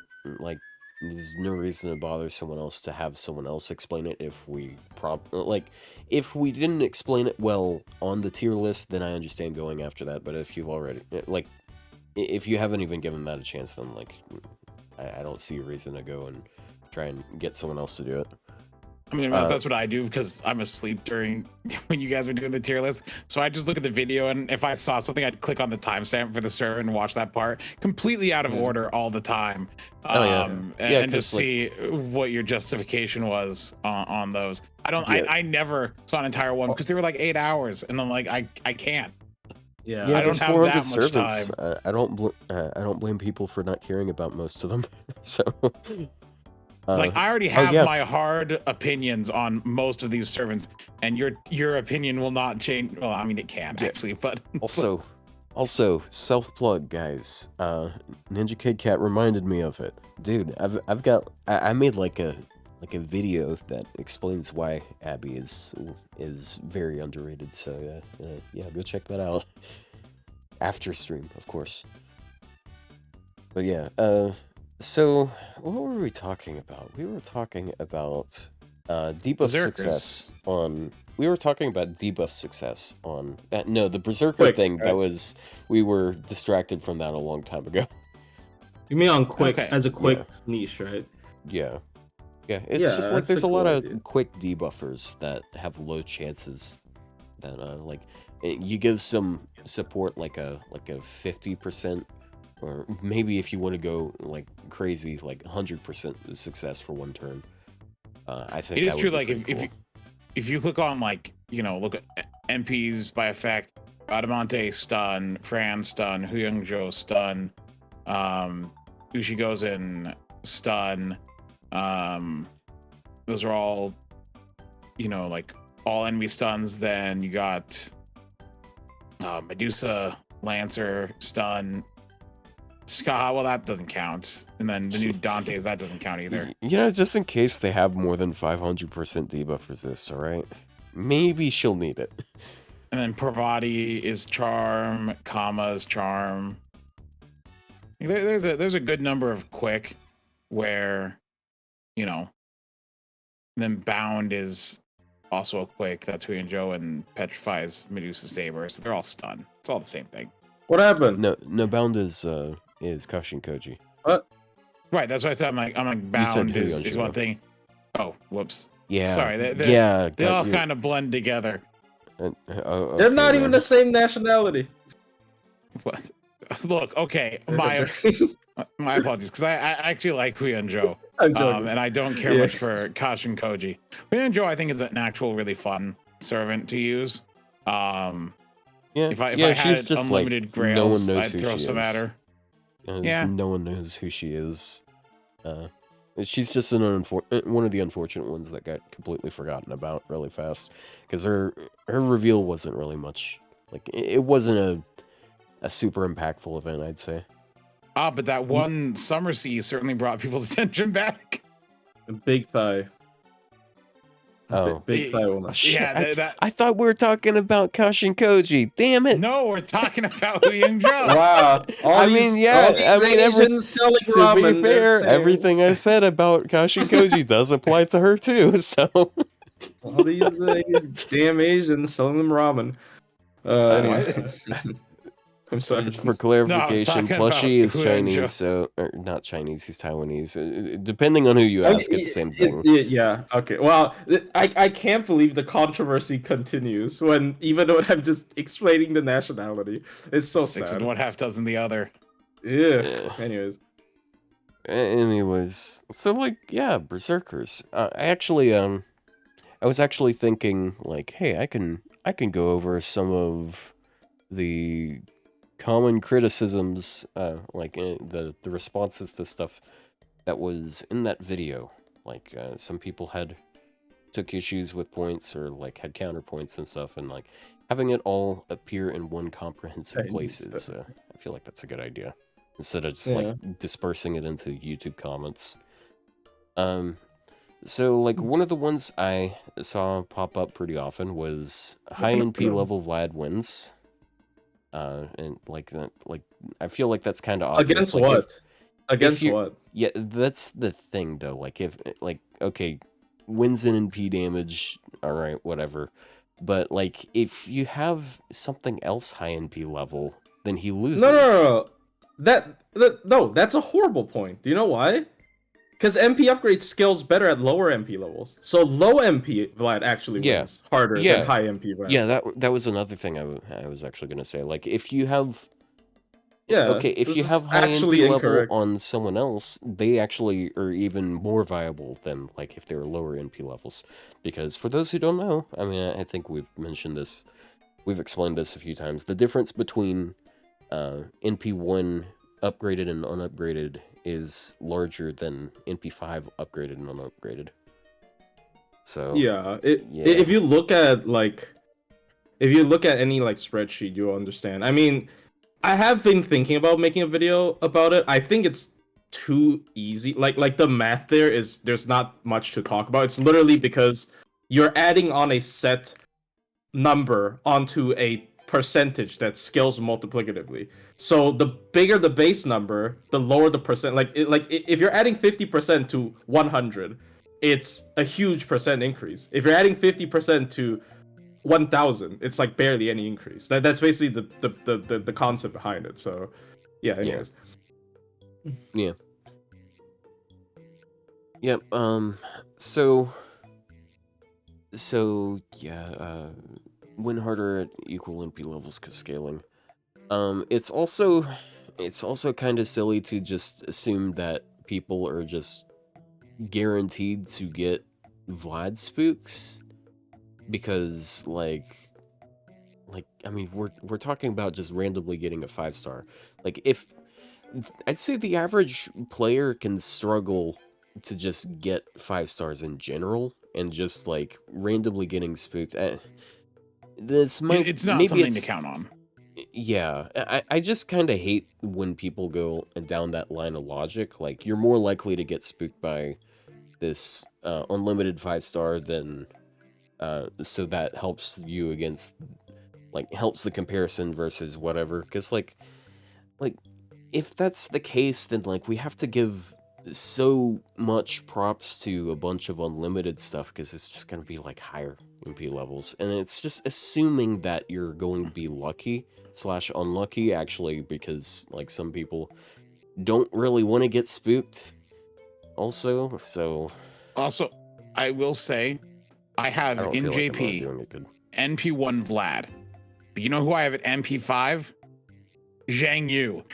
Guess who's never rolled for Zhang Yu? That's right. So it happens. The funny thing is, people also really like to cry whale mentality as like an accusation against content creators in general. So like, it is really funny to have like, oh, Vlad is gonna spook you anyways. The only argument for that is like if you pick him like fucking 3 times in like and that the was another SSR ticket. yeah, that was another so- thing I was going to say. Like I've seen the spook argument come up a lot. Like he's more likely to spook you, but I never saw anyone bring up the argument he's on the ticket. So he's actually like you can guarantee getting him. And I think that is just so much stronger of a point in his favor because yeah, on one hand that is true, but there's still problems to that. Personally, I think you're better off selecting, like if you're just going for meta, like obviously you're going to want to go for waiver first because 50% charger, just generic use. Like if you don't have something like Castoria, why would you pick Vlad over waiver? Because like Vlad really feels lackluster when you don't have double Castoria. I hate saying it, but like he's heavily dependent on it. I mean, the argument there. Okay, I'm obviously playing devil's advocate here. The argument there is if you have Castoria, you don't fucking care about waiver anyways. So why not pick an Arts AoE? Yeah. I mean, waiver kind of. I think. Arts DP, whatever. Sorry. Yeah, but waiver the thing has is, kind of if you fallen don't- off as a pick ticket option. I think. I disagree. Like, the thing is, like, when you're down there, you don't have very many options. And what you're... Honestly, when you're newer, what you're better off doing, it's not picking a scuffed Vlad and borrowing Castoria. It's more so picking a hyper-invested DPS. On your support and list only and then support. supporting That them. is true. That is true. Because- I agree with that. Because, like, honestly, you're... Like, this is kind of a silly way of looking at it, but you're generally better off picking someone's 120 Vlad on your support list and supporting him with waiver than having a really scuffed one that's only NP1 and picking a Castoria. Like, honestly, most of the time, that 120 is going to be enough for you. That's anyways. true, but you'd probably not be picking Vlad on your support list anyway. You're going to be picking, Exactly. you know, Castoria. someone. Yeah, Summer like, Castoria. Summer cast. Like honestly, the picks for like if you're going through the story, the picks I would say is like Summer Castoria, Cuckoo, Melusine, probably like Arjuna Altar, I guess sometimes. Yeah. Yeah. But like those are the ones that you're gonna like pick the 120s for. I mean, honestly, it's really easy since you can use NPs of non-friend units to literally just sort by level, look at the main class that you're fighting, and go to the counter class and pick the strongest 120 that shows up. Like, So, like, when I was playing my new player account, I can't call it a speedrun account because I stopped speedrunning with it. Honestly, like, from the perspective of that new player, like, so I got my waiver, I've got Creamhild NP1, and I actually ironically got spooked by Vlad, but that's I never bothered with him because like Creamhill, why go through upgrading him so hard when I can just go with Creamhill? But honestly, if I was allowing myself to use the support list, I would not pick a Castoria to support Creamhill. I would pick like some sort of 5-star Berserker with starting charge. Because I would be so much better off just like having them NP and then maybe even NP again off of that than just try to focus my resources on a scuffed servant. Or another servant, in terms of, you know, support list if you want to beat main story. Draco. Like, you're not running into real. extra classes. You just there's- fucking kill everything. Yeah, there's She's so nothing she stupid. doesn't get bonuses against in part 1. Like, Yeah, she just stomps part 1. There's literally no other, like, yeah, she's stupid, but like, is there For a part quest she can't solo? yes, maybe. Okay, wait. What's her affinity against Tiamat? Neutral. She can. Neutral. She just. Oh, she okay, eats her gotcha. alive. Okay, it's like- It's a funny thing because I did a video where it is Draco versus every beast, and I actually had to start in a fresh account and then just use my support Draco, and she did stomp everything, but the funniest thing is like the one extra class you run into during part 1 that can fuck you over was Gorgon. Really? It was Gorgon and Oh, Kiru, yeah. or Kingu. Kingu was also Oh, Avenger. because they're Avengers, yeah. Yeah, that it's makes those two sense. servants. Other than that, and I still managed. Obviously, my Draco's very beefed up, but I still actually soloed Kingu with her, Yeah, so it and- didn't matter. And But even then, like, you can just Yeah. bring literally any Moon Cancer and they'll dumpster on them. yeah, so Yeah, yeah, like and BB just Janako- entered the shop, so hey. Dude, Janako... okay, well, the thing about BB is you can't get her until after CCC anyways. Oh, you're Really? right. Oh, fuck. Oh, dumb. you Yeah, can't? yeah. Yeah. I think you cannot. Yeah. Yeah, it's unfortunate. Oh, that is weird. So speaking of the shop, that I think is like another really big point against Vlad, because almost every class has a better counterclasser in that shop than NP1 or sometimes even NP2 Vlad, because he loses against archers versus Kagatora, he loses against lancers, against Hokusai. Chloe is a bit debatable. Robin is BB was not added to the debatable. shop with leaves. I'm pretty sure she's still not unlocked before CCC, right? I know she's Yeah. added, but like I could be wrong. I don't remember. I think you have to. Yeah, you have to beat CCC to get her ascension materials. Because her ascension Oh. materials are still locked behind this quest, which I hate because, like, I'd love to be able to ascend her, but I don't want to get rid of those quests. So, Oh, are they? I mean, Yeah. I never finished them because I already had BB, so I most of my main interlude for CCC is incomplete, just cause. Not that I ever use them, because honestly, I think those kind of quests are bad demonstrations. I'd rather use advanced quests. Mm-hmm. so like, really, the only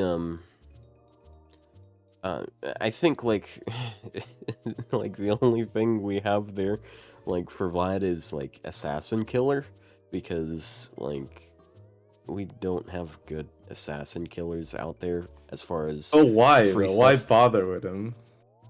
Well, the thing is, like, okay, we got like Media who does nothing. Like, if Hmm. you're trying to argue Media, you might as well argue any AOE because they have the same scaling. Hmm. And then like you have Shootin', who's free, but like I don't think she's really that impressive. I don't know if I'd say she's worse than Vlad against assassins though. Like, I think that's just like Castoria synergy there. Dan, what I'm saying though is like free options that are better at individual counterclasses. And like, I know part of the argument against that is like, okay, well, how investing in one servant to get all that class coverage instead of a bunch of different ones, that's a point in his favor. In the short term, yes, but my video, like, at the very beginning, it says, like, okay, what about years down the road when you actually have that investment? Are you just going to intentionally not invest in more options just so you can justify having Vlad do everything? Because, like, if Yeah. he's grailed and stuff, okay, that makes sense. He is going to outperform some, but it's like we're assuming down the road, like after you have feasibly invested in other classes. So yeah, Mechaliz, I don't know. I don't feel like Mechaliz is really that great, but like, I guess like if all you need is like 1 NP, then maybe. But like, just if we're just talking like NP damage one versus another, like Vlad is hitting like 75k without supports, and then you look at most of, like, I'd say most of the applicable like single target arts welfares, and they are hitting they're hitting like 90k plus if we're talking about class advantage. Mecha Liz is just like burst damage. Like I do think you still have better options. Like it's not like, you know, other Zerks don't exist. You have Jolter, Berserker. Like I'm not saying Who's Vlad is free. bad. Like the thing with Vlad, I would say for most people, is that they want a character to hyper invest in for their Castoria. Like the people who like Vlad, I would say they're like picking him just so he fits, like they're picking him planning on using him for a very long time, which honestly I'm not 100% sure like if that is like the best.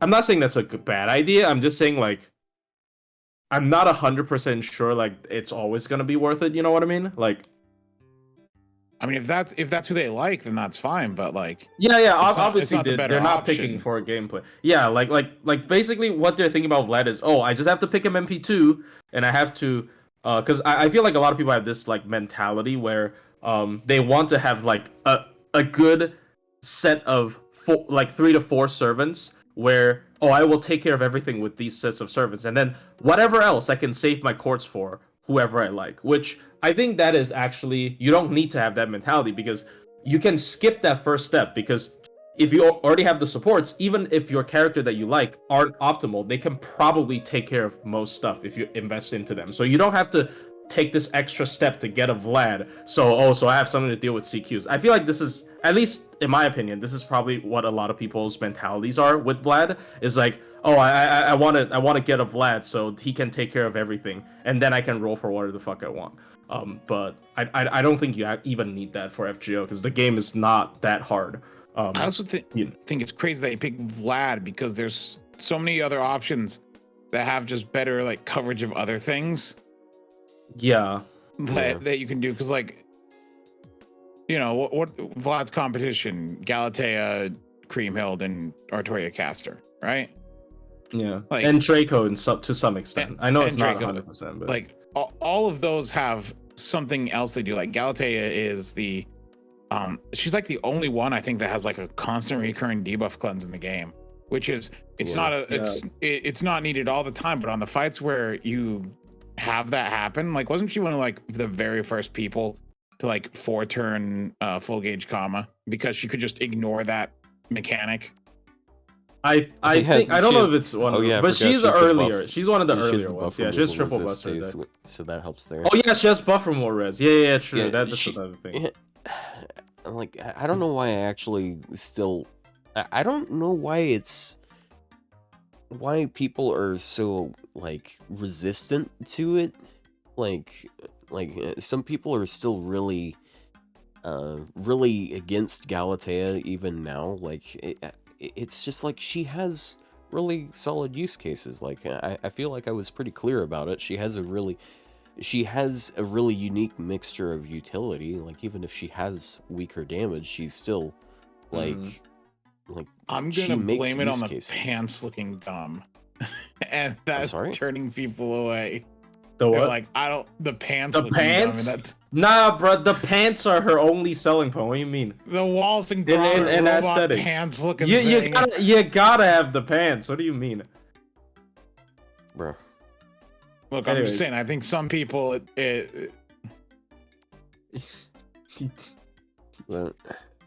you gotta have the pants.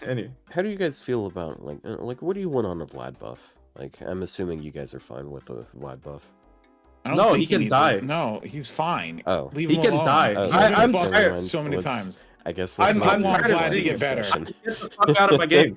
Anyways, they've buffed like everything, like except his first skill, and he doesn't need a buff on his first skill. Like what is? Give up. Like okay, here's what here's buff his first skill. He gets another gut stack. Oh boy. Now he has 3 guts. Go away. Yeah, and like make this one make this guts only 2 turns. Give him, I don't know, like he's like so not a vampire as well. Like I don't like his aesthetic at all. I'm like he serves no purpose. Like who cares? We don't need him. Like He has should. enough buffs. I like. Okay, I said all that shit about Vlad. I think he belongs on the same tier as Galatea, right? I'm actually fighting against Otto here, right? In terms of opinions. I think MP upgrades are just that strong because he did get the second MP upgrade. So he does have better damage as we're at lower MP levels. And I think normal function-wise, he's not horrible. He's just a beat stick. He's an art single target beat stick. And that's what people are genuinely picking him for. So to some extent, I understand why people like defend him, but at the same time, it's just there's nothing. I think people overrate him, but I also think you underrate him a little bit. But I'm like in the middle ground. So yeah, I get that. That's just kind of part of what the video was aiming towards. It wasn't just like completely just saying like, okay, he's terrible and whatever. It's I I wanted the nuance of the take to be like the reason why he is useful isn't really anything to do with things that he uniquely offers. It's just he has the NB upgrade. That's It is. It is. It that's absolutely is. basically That's it. literally all he has.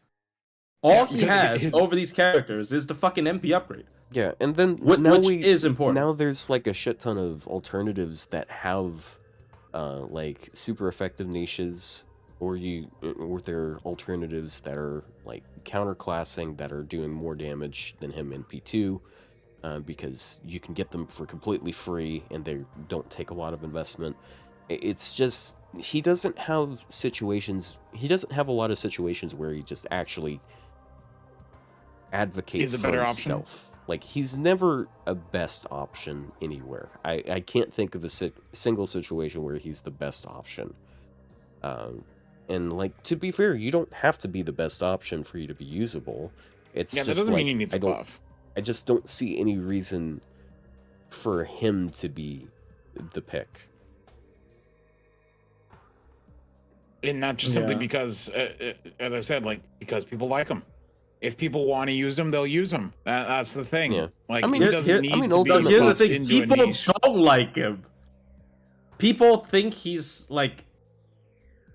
Yeah, to be fair, there's like a couple fans in chat. It's just he's really not there's popular. people who like him. I like him. I like his aesthetic. He looks very cool. He's like Castlevania.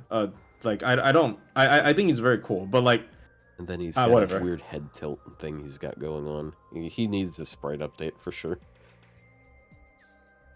He just functions okay. He's a servant where if you're ready to commit and like dump like 2 SSR tickets into him, yes. But like that is a lot of commitment. There's a lot of fucking commitment for one character. Right? So I don't even know what my point here is, honestly, but like I do believe because of the MP upgrade, he deserves on the same tier as Oh no, I think anyway. he is the same as like Galatea because Galatea and Vlad are kind of. I mean, I think that's fine in comparison to make. Like, I'm not saying that he's worse than them. I mean, okay, I do think he is objectively like I do think like if we're looking at the main single target arts berserkers, which are Castoria, Creamhild, Galatea, and Vlad. I think Castoria and Creamhild are better than the other two. Like I just think that there's no. Now I have them both 120, so there may be some bias here, but I think that objectively those two are better than the other two. Yeah, it's just it comes down to like do you need the damage more or whatever. It just keeps going back to the same thing, and like it's understandable why people find him valuable. Like I just don't think it's as valuable of a thing. In my opinion, it doesn't matter as much because you got other options. But I don't know. Yeah, it just depends on him. how you look at the game or how you play the game. So I understand why people still hype him a lot. It's just I feel like he doesn't really uniquely contribute much. That's all it is. Yeah. Like, I didn't argue against him being placed in A. I wasn't trying to get him down to B or lower. Yeah. Okay. I mean, my would- argument there is obviously like Galatea has all these tools, but they don't always come into play. Vlad has none of these tools, but he has damage which always comes into play. So like I think that is a fair trade-off. But like yeah, once again, the day Galatea gets an MP upgrade, he's dead. I am not against that opinion. I don't think that's gonna happen unless they buff him again. No, but they're Why? not. There's nothing left to buff him for. They're not going to give him a They third can- NP buff. Well, they can buff a skill. It wouldn't compare to Galatea though, because like okay, so we're taking Galatea's like 20 different Swiss Army knife tools and pitting it against Vlad's MP upgrade. So in order for Vlad to catch back up to Galatea after she's getting an MP upgrade, is him to get 20 different fucking tools in his toolkit, which But he's they're not not getting. that. Yeah, he's not getting. Okay, So hear me out. Hear me out. What if they do something like they give one of his skills like let's say Pierce Envuln, and then like maybe a 20% NP damage buff, or maybe some sort of absorb skill. That would give him an offensive niche. I think absorb actually is good. Because like absorb combos with his star bomb on MP is like super well. yeah, I think that's absorb is like the best. Yeah, best thing. I saw a lot of people asking for something like that, and it makes sense. Yeah, but then he's still just an arts berserker in an arts team that gives no crit. The crits. All it's gonna do is make him refund more. And is that a problem with him? No, I guess not really. Well, it would make him better at damage, and like, barely. that's okay. So well, if he's able to crit more often, that means like you're going to. Like you're gonna be able to crit a little bit more. I also said like maybe a little NP damage buff, which is gonna help him a little on damage, of course. you can honestly do something which I would really like, because he's chaotic evil. He has Madness Enhancement EX. If you gave him Jolter's first skill, Star Absorb up for 3 turns, and crit up for 50% for 3 turns, I think then you would give him the same skill that Castoria has, because she has absorb and 50% crit for 3 turns. Oh no! Like the way we fix him is by making him like the same stupid thing that everyone else is. that's how you fix. Otherwise, you can't quote unquote fix him. Like he's just designed to be this like MP spamming character. Unless you bolster his MP damage so higher than, like you said, 20% MP damage up and another steroid, then maybe. Or I don't know. Like I think his kit is too not unique to serve anything other than generic DPS. And in order to make him catch up, you'd have to make him a really good generic DPS. And other than that, it's just is his MP damage really even that much higher? Because I know like on the list of MP damage of like them alone, he's not even higher than Castoria. I know in a team that can change, but in a team setting of like say double Castoria, is his damage really higher than the triple Castorias? It should be. It should be. But is it even as Arts substantially ramp higher? down. I don't know. Depends on the turn as well. He has Arts ramp down. I do believe that it all depends on MP level. Like at MP5, no. I'm gonna tell you at MP5 they're not that different. I mean I don't have numbers to back that up, but there's no way. Like that's what happens with most like old upgraded MP servants versus new servants. When they're both MP5, it's just fucking over for the old ones. Yeah, like yeah. You look at the chart and like at MP1, Vlad is 49k and Castoria is 44k. But at MP3, they're the same. And then at MP5, Castoria is 1,000 ahead of Vlad.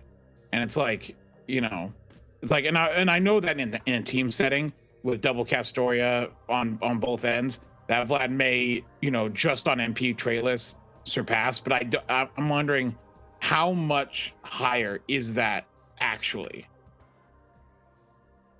Not really. I think at MP1 you can feel it probably. At MP3 plus, you won't feel it. I mean, I don't have, once again, I don't have numbers to back that, but like that's just generally how it is with with like older servants being bumped up into viability by MP upgrade. Yeah, Because it's just put in the numbers. Go ahead. Oh, no, No, I'm just saying no. I'm gonna quickly calculate the numbers and see how big of a difference it is. Yeah, it's 'Cause, like- yeah, I guess that potentially could be. I wouldn't commit to it, but I guess that could be a no, no. I was gonna say like okay, like maybe that's an argument for another argument against him in long run because like like even if you have him higher NP levels, you might have other servants at higher NP levels, but like and at that point he's even less useful. Okay, I mean, so yeah, but because like okay. I mean the point of my video was not like even though I did spend a lot of time in comparing him to other servants that fit the same role, a big part of his problem is the fact that he's competing with servants that aren't berserkers or universal picks. Mm-hmm. Like that's what I established earlier on in the video. It's just like the point of comparing him to all of those other servants is those other servants have their use cases over the counterclass. He doesn't. I think people just got a little too focused on like, okay, Vlad's worse than this servant, Vlad's worse than this servant. It's more so those servants have their own use cases that they justify. I mean, yeah, you can spin your narrative however you like. Like that's just the problem with FGO in general because it's not a PvP game. Like, yeah. So it really doesn't matter. Here's the thing: it actually doesn't. It doesn't matter. Yeah, Plus, there's no way to prove like my argument is right. Like, oh, like it's very easy to be like, oh, Vlad fell off. Oh, but what if? But what if he had like a very cool TA run? But like, oh, but the other people can do it as well. It doesn't matter. And then like it's just back and forth. Like there's no real gauge to evaluate a unit in FGO. Like there really isn't. There's no proof. You cannot prove a unit is actually good or bad in FGO, which is really sad. But like that's just how PvE games are. Like if there was a some kind of like competitive like leaderboard thing, like there was some sort of like boss fight that took, that you could like that took multiple teams to fight, and you had to go in multiple times because like it had just too much damage or too many break bars, to do the turn count. Like it gave you like there were like 5 break bars, and you could only spend at most 3 turns in there. So even if you were doing Bazette, you'd have to use at least 2 teams. Then you could at least have some proof of look how much damage this team did here, versus this other team here. So I mean, like, and like there'd have to be some sort of like leaderboard thing or like ranking thing where you can see that to get a like thing, because because I play like Nikkei and stuff like that, and there's like these solo raids where you're given 3 teams, right, to fight up, or 5 teams to fight a boss, and you can see what teams everyone else is using, so you can see what combos of characters are doing like what hacks. I know it's not a new concept, like it's not, but the thing is that gives you an objective baseline of what teams are working, what characters work well together, and which ones are the best, so you have objectively better teams than the other. FGO just doesn't have nothing like that. It like, I think they actively avoid that. Yeah, they don't want the game to be competitive. So honestly, it is a single player stuff. Like even like in Nikkei, that is still single player. You're not competing against, like, you're really not competing against other people. It's just for you to do. Like they've only done it at live events. Like honestly, I low key hope, like, the damage, like like during every anniversary there's like a damage like list thing, like max damage challenge. Like they could honestly release a global leaderboard of that, but they don't because they're like, oh, but what if the people who can't afford MP5 everything feels bad, right? So like, I think FGO is just a game where talking about gameplay, will like arguing. I shouldn't say talk. I think talking about gameplay is obviously fine, but like heavily arguing about gameplay would get you nowhere, and people are just gonna fight over like it's just every for your argument enjoyment at that point. Like it's just for your own entertainment. Yeah, every argument could just be ended in like, oh, but I use Vlad and he's completely fine. Yeah. And that ends the argument right there and then, because like, what can you tell him? Oh, you're playing the game wrong because you're fucking stupid. Like, no, obviously you can't say that, right? But so like, I mean, you can. I'm not saying Like, you can say that, but like, yeah, dude, you know what I mean. Because as much as I hate Arjuna Alter, there's nothing I can do to stop you from using Arjuna Alter and being successful using him. I may think he's a pile of garbage, but that doesn't mean you can't use him. Dude, someone was making fun of me in like some other server about the video that I made, and they said, and one of the things they said was they're pretty sure I've never heard of Merlin, because like it's because we're nitpicking about like challenge quest viability and stuff. It's like it's just kind of an annoying thing. Like we have to make up reasons to talk about stuff. Like, otherwise we have nothing to talk about. So like, and also like, what the fuck do you mean Merlin? I'm gonna be real, okay? Like I'm not. It's because Castoria Merlin trivializes everything. But why Merlin? Why not Proto Merlin? Yeah, why not Okay, see. I don't know. I'm pretty sure he's NA specific, so I fucking knew it. Okay, look, not to be racist against NA players or anything, but like, dude, I think generally people don't spend enough time to understand what actually happens in JP to make an argument. I think people generally like they don't. That's gonna sound so good. They make comments and assumptions about how the game is played, but like it's like when you see people talk about farming. Game. It's like them talking about like farming and 90 plus nodes, and it's always wrong. It's never how people actually are making teams. Like they don't like the game is different. FGO JP is played differently than FGO NA. FGO NA is actually kind of annoying to play because you are in the next year. FGO JP opens up how many options you have for team building dramatically. It's insane how many different options you get over the next year. Like just Summer Scotty, Proto Merlin, and just the characters they start introducing give you so many more options, to the point where as of right now we are in, it basically arts is still the primary way to do it. But I would say, by next year, all three card types are perfectly viable for pretty much everything.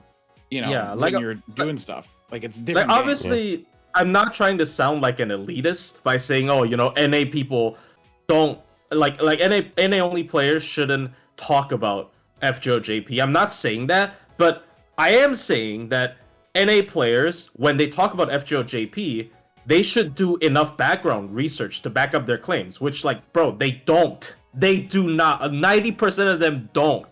Like, they just spew bullshit by watch like one fucking JP gameplay video and think they're what they're talking about. Okay, sorry. I'm gonna get canceled over this. So I'm gonna stop because I already made enemies. I have enemies. I have plans. Oh no, Flushy. I probably fucked up already by saying something like this, right? Because like people are gonna, Plushy's a fucking JP elitist. Dude, don't worry. Don't worry. One said that you're dead to him anyways, so. No, but I'm the JP elitist here, not you. So I'm not saying that. What I'm saying is literally just. So far, Plushy is autistic, gay, furry, racist, whale, Pokemon player, TA, brain rot. Is he wrong though? Well, I mean, I don't know, man. I don't know your medical history Is your... or your criminal record. Wait, we can add really knowledgeable about the anatomy of rats onto that. But like, okay, like what I'm trying to say is just, I think, like, oh fuck, what am I supposed to say here? What am I supposed to say here, man? Like, You can say I'm nothing. just- That's okay, that's something. okay, fine. I just feel like, you know, sometimes when people talk about JP, they're not really correct, but at the same time, like, you can't really go ahead and say something that I just said. You know, like, if somebody was having an argument with me and I went ahead and said what I said, which is like, you actually are wrong and you don't know that much about JP because you haven't played JP. That wasn't even an insulting sentence. I didn't call him an idiot or anything, but like, that is very insulting to people because people are like, oh, just because you're a content creator, you think you know better than me. Well, But that's, that's God, not. this is be literally the insulted. conversation I talked about last week. But Like, that shouldn't be an issue because that's like, you know, you're in school and your teacher says something and you're like, I don't agree with that, and you're like, but they know more than you. It's like, yeah, but I just feel like they're wrong, therefore Well, I have the moral here's high the problem. ground. They don't like the notion of this fucking random asshole on YouTube knowing more than you, right? Like they're like, oh, you know, he's just a content. It doesn't mean anything. Like, once again, because somebody brought up Pokemon, I gotta break.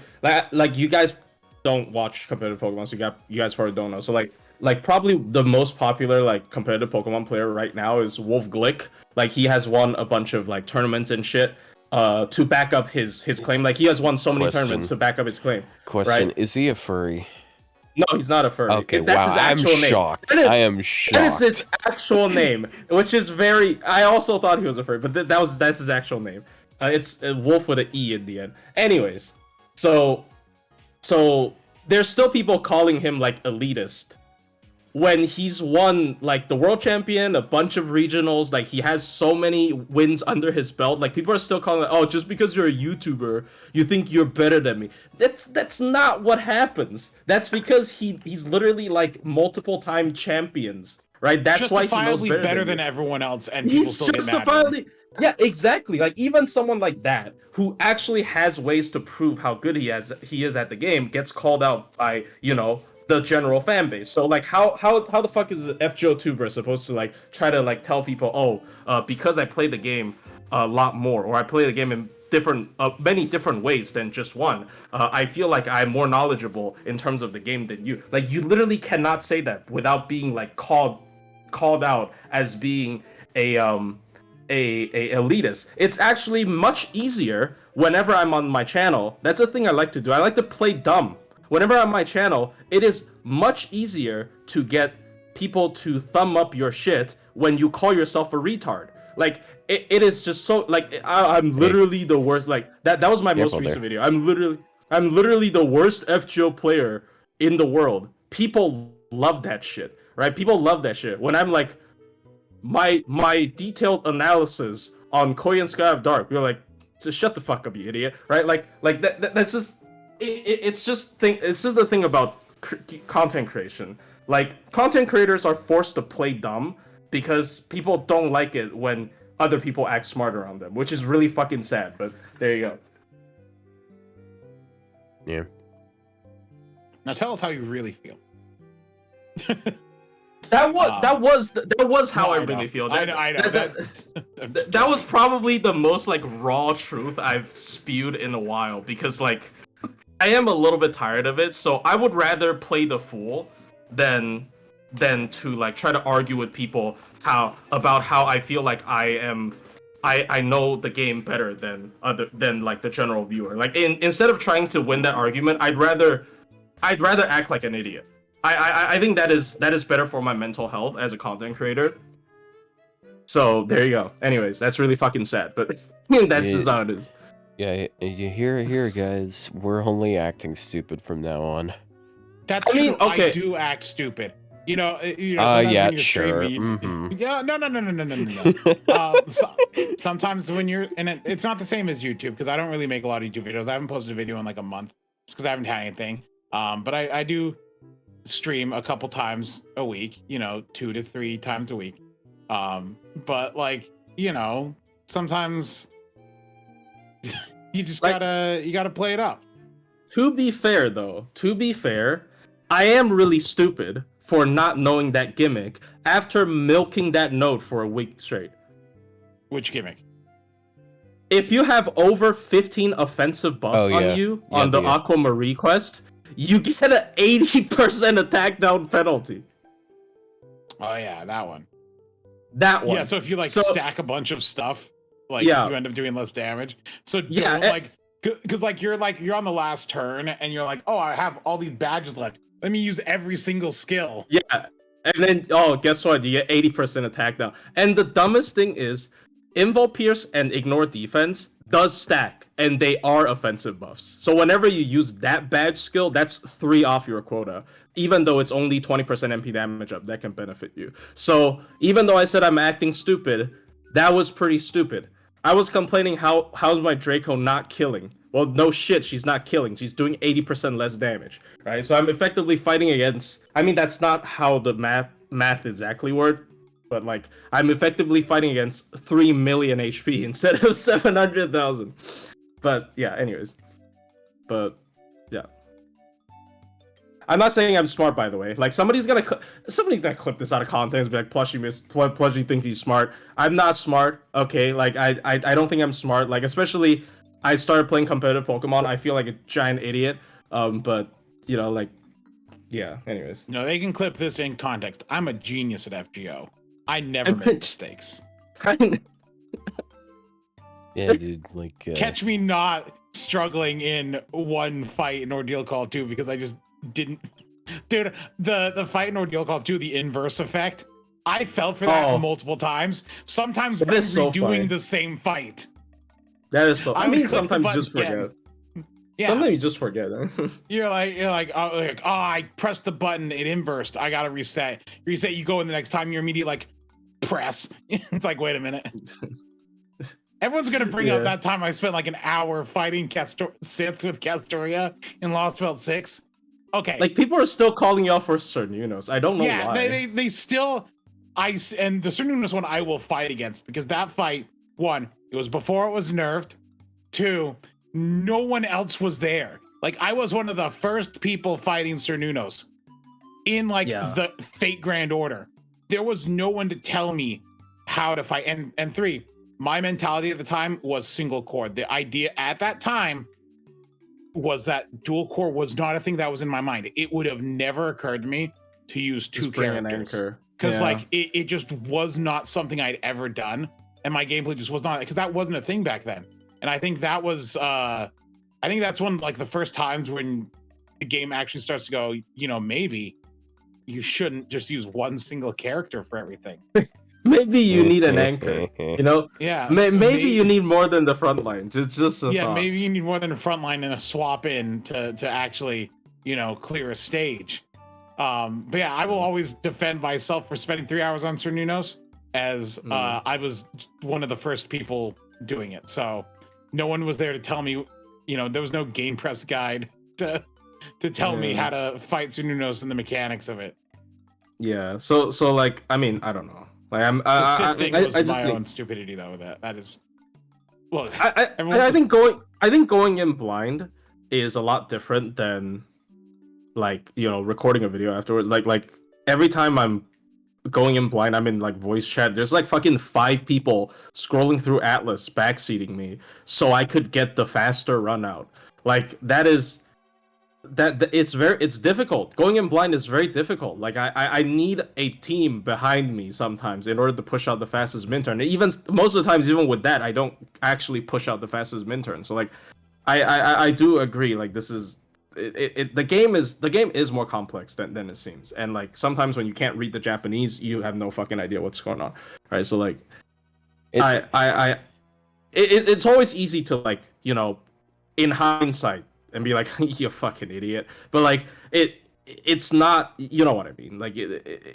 It doesn't apply all the time, right? So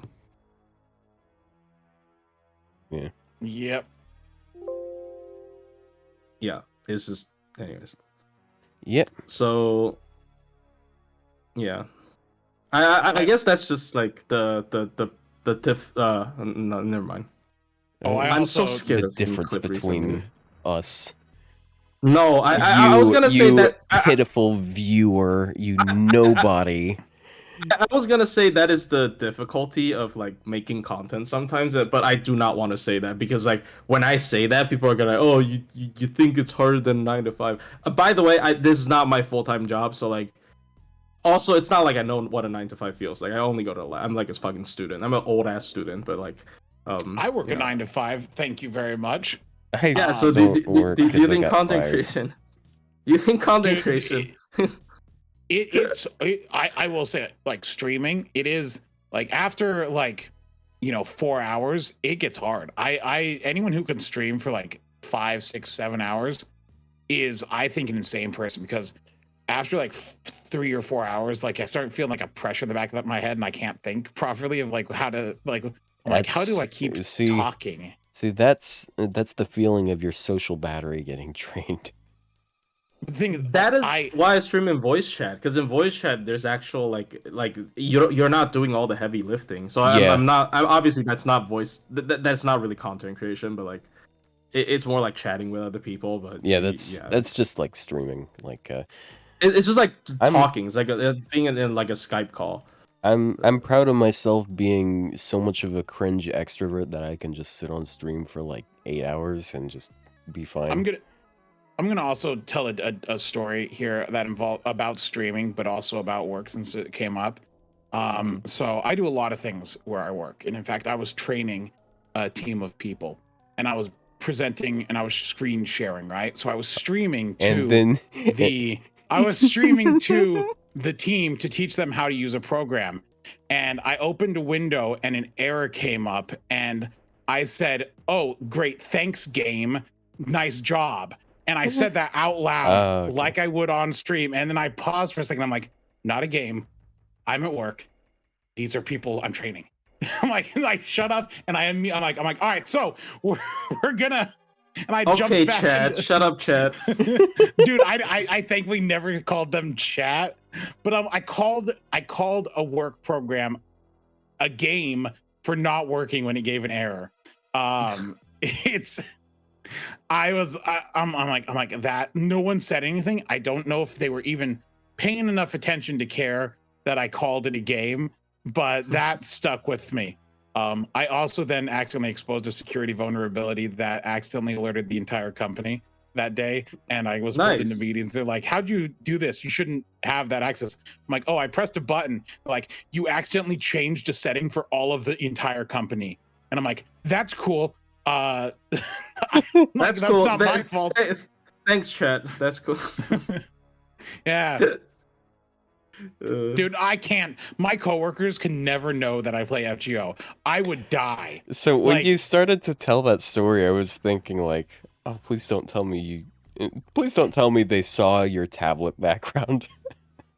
No, they didn't know. You would get fucking fired for that shit. I was streaming from a work computer.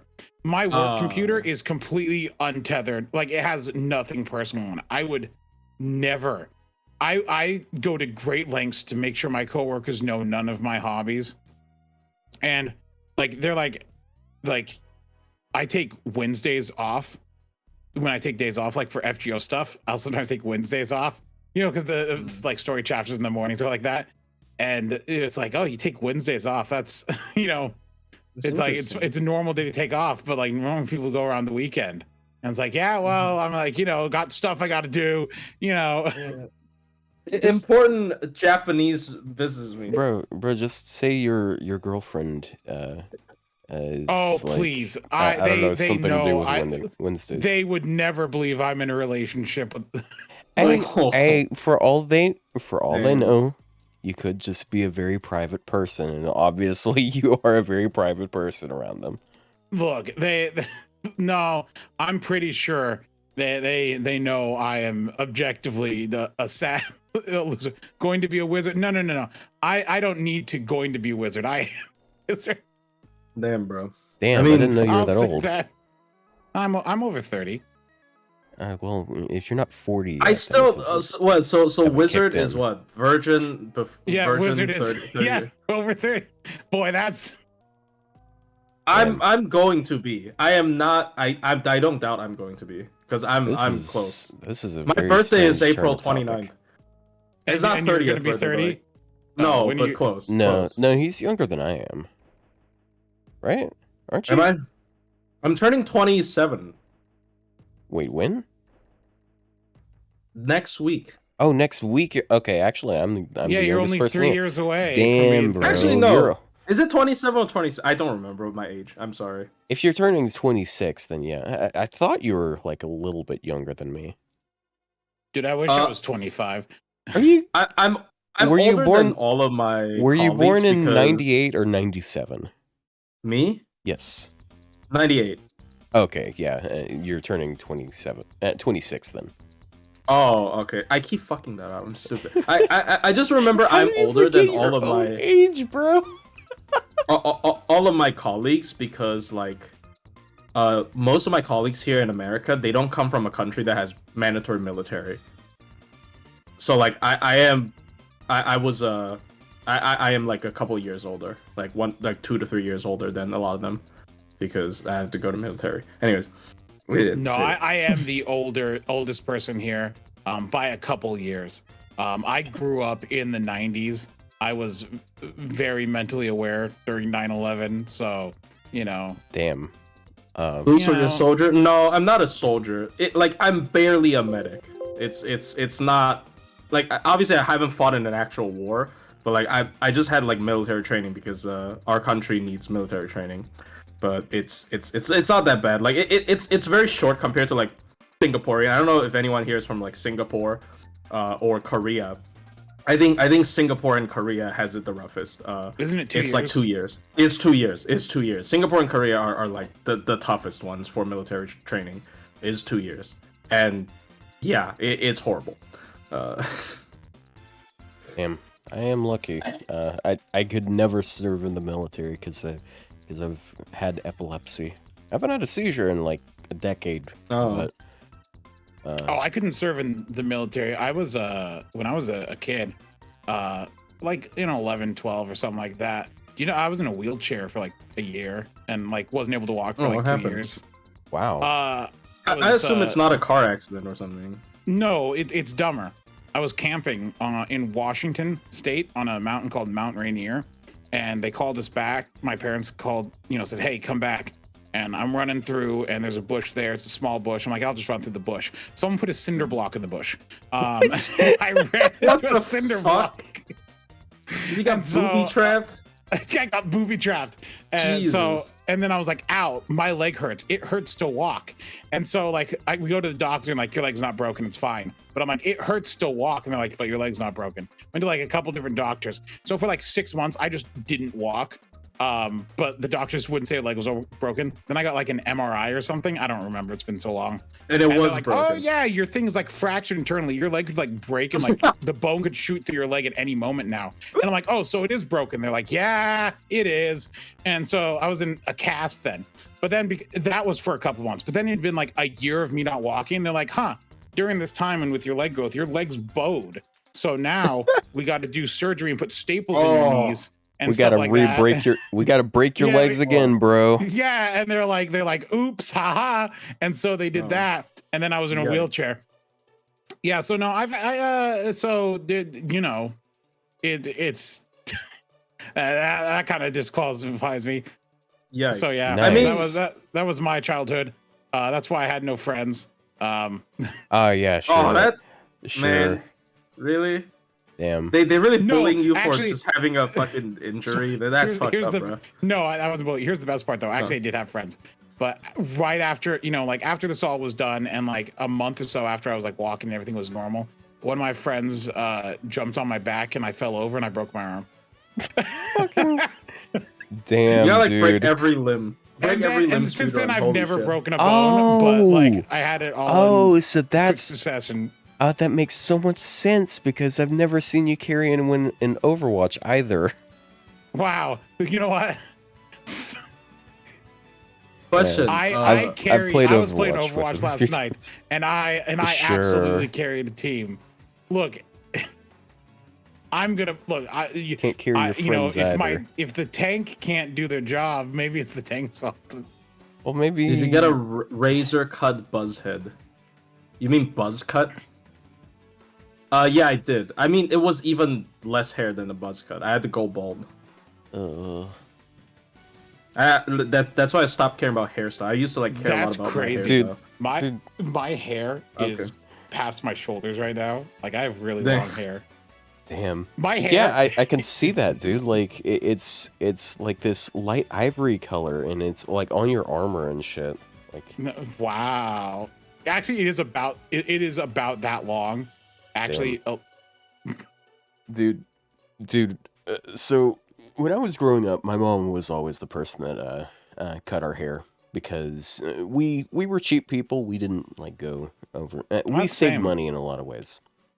One time though, she learned a lesson that we took to heart. Like she never made this mistake again, but she forgot. You know how like with electric razors, if you don't want to do a clean cut, you put like you put the attachment on, and it puts distance between the razor and whatever you're cutting on. Yes. She forgot to put that on once.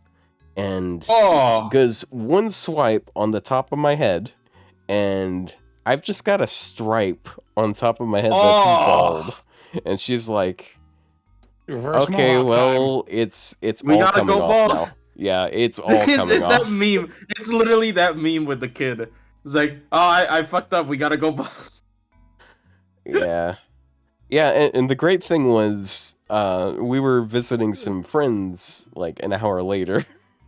So we get there, our friends weren't home, but then they get home and they see some bald kid that they don't recognize in their room, and they're just really fucking confused. Unfortunate. I've never had my head completely shaved. When I was in high school, my hair was my mother allowed me to dye my hair. And my hair was bright yellow. So like not like blonde, but like bright yellow, like almost the color of your little avatar, but a little more golden. Holy shit. And it was like that for like 3 years through high school.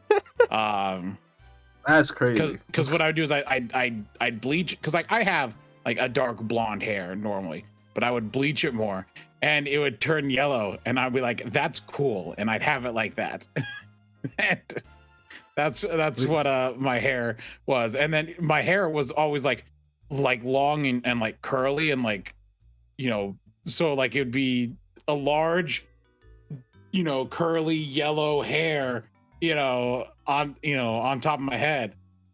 And yeah, even my hair was cringe. Look, dude, I was a child.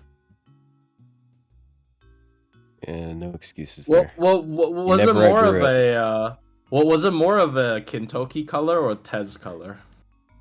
More of a like Kintoki color. Oh, it's like actually golden. Oh damn. Nice. Okay, that's a little bit better. Rio looked like a Fortnite skin. Oh my god. Bruh. Like, let me like, okay, I found a picture. Okay, this is like, you gotta cover your face, bro. Unless you don't. No, care, not a picture of me, but like, do you see that second one? I sent you here, like the second coloration. Oh wow, it was like that color. Holy shit! You gotta pull that up. Yeah. We gotta expose him. We gotta expose him, right? Holy crap, bro.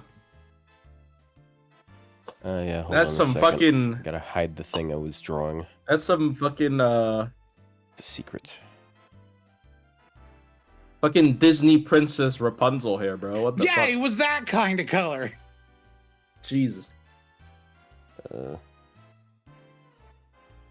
So it's the color on the right, chat. Yeah, the color on the right. Rio in a wheelchair with golden hair saying Golden Drive? Bruh. Oh my jeez. god. That is.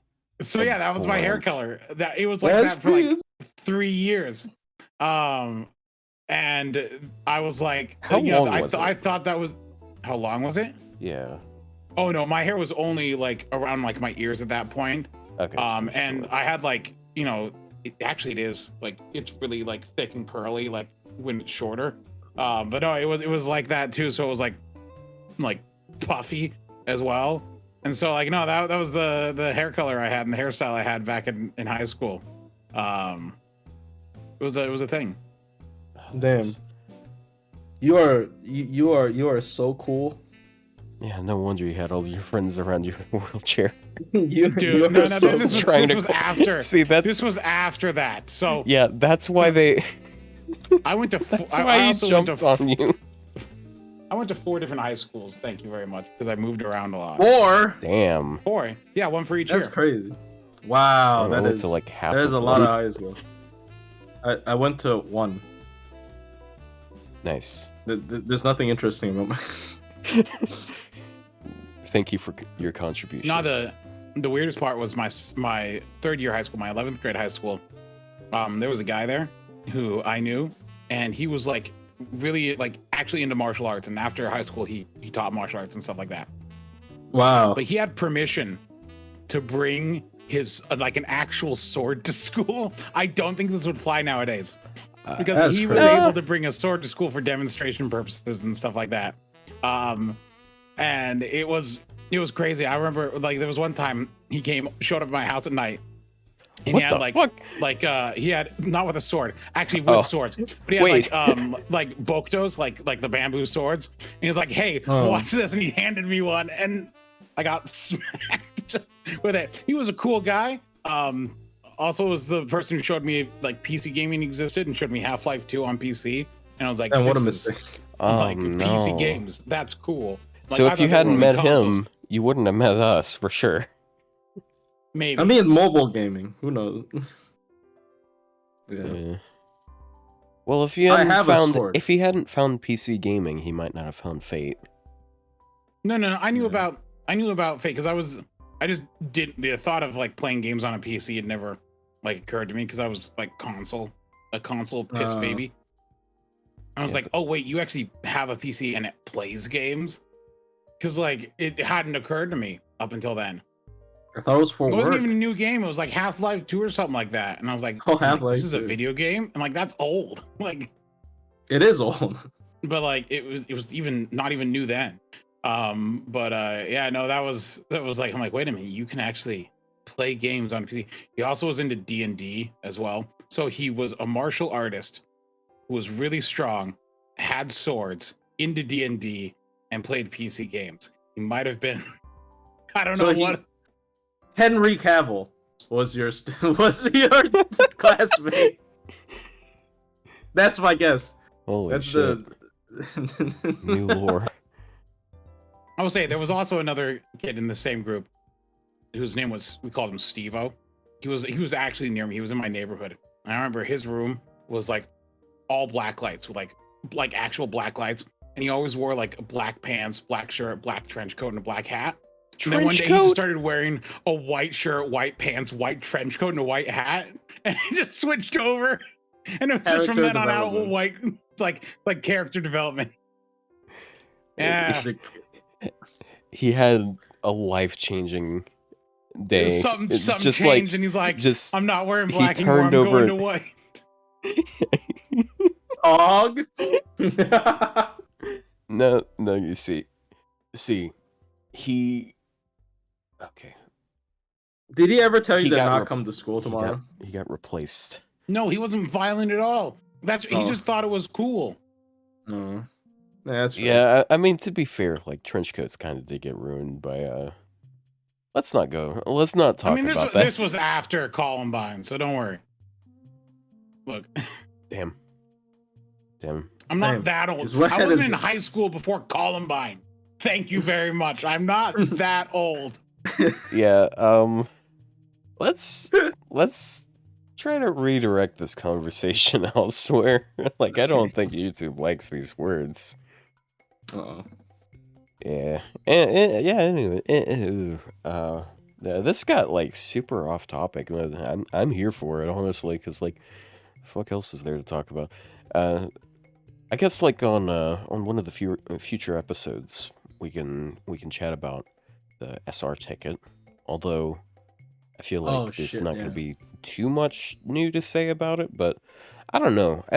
Okay, because we did have a podcast episode where we talked about the previous SR ticket, but that was a completely different one. That was like all of the SRs, whereas this is like a smaller pool of them. I think this is only unlimited and story locked. I don't think you can get... Probably. Yeah. I don't think you can get limited. Yeah. Like, that has never been a thing. Yeah, no, that was only the most recent one in JP. Yeah.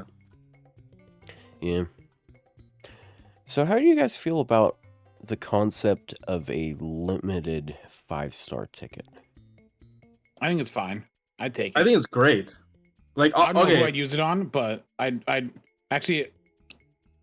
Who would I use it on? I don't know. Who would I want a 120? I've kind of future-proofed who I may want a 120 as far as 5 stars. That's why I have, like, just in case I did roll 6 Dracos, just in case it ever comes up. I future-proofed. Fucking hell, dude! I wish I had might that do money. Van Gogh actually, because like her MP levels are very important for frontline only Koi and Dark clears. I might go for Van Gogh. What Van Gogh level do you have MP wise? Oh, the only 2. Oh, only 2. Yeah, no, Van Gogh is so nice to have high MP copies on. Yeah.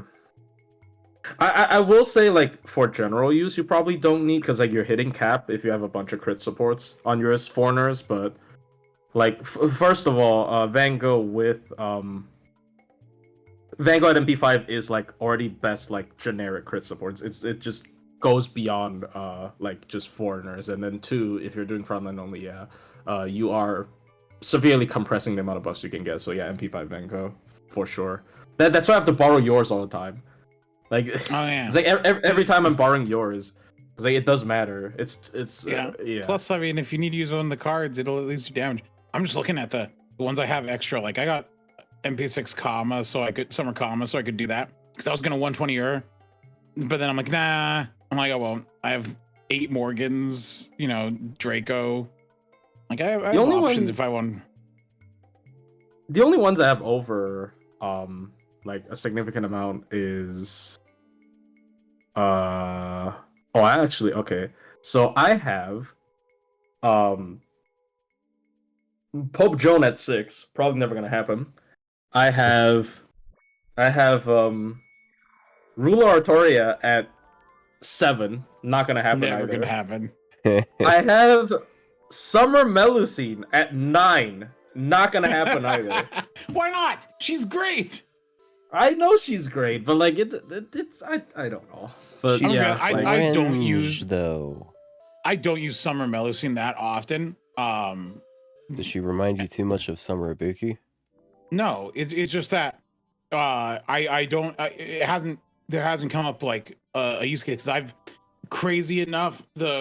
What I ended up using most from Summer was Tonal Eco. Tonal Eco just turned out to be too good to not use in most situations. Technically a Summer servant, isn't Tonal Eco is just, you know, ever since Tonal Eco came out, she kind of is the anchor of almost every team I make. It's just she's just too useful.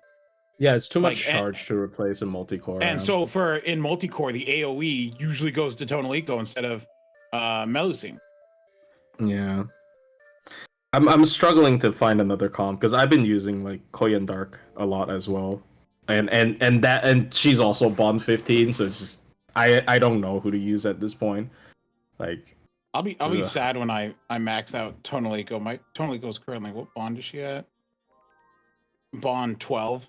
So like the Tonal Eco Castoria combination, when they both hit Bond 15, Castoria is like halfway through Bond 11 and Tonal Eco's Bond 12. You know, I've already hit Bond 15 on Melusine and Melt. It's like, oh no. And then Cream is halfway through Bond 13. Yeah.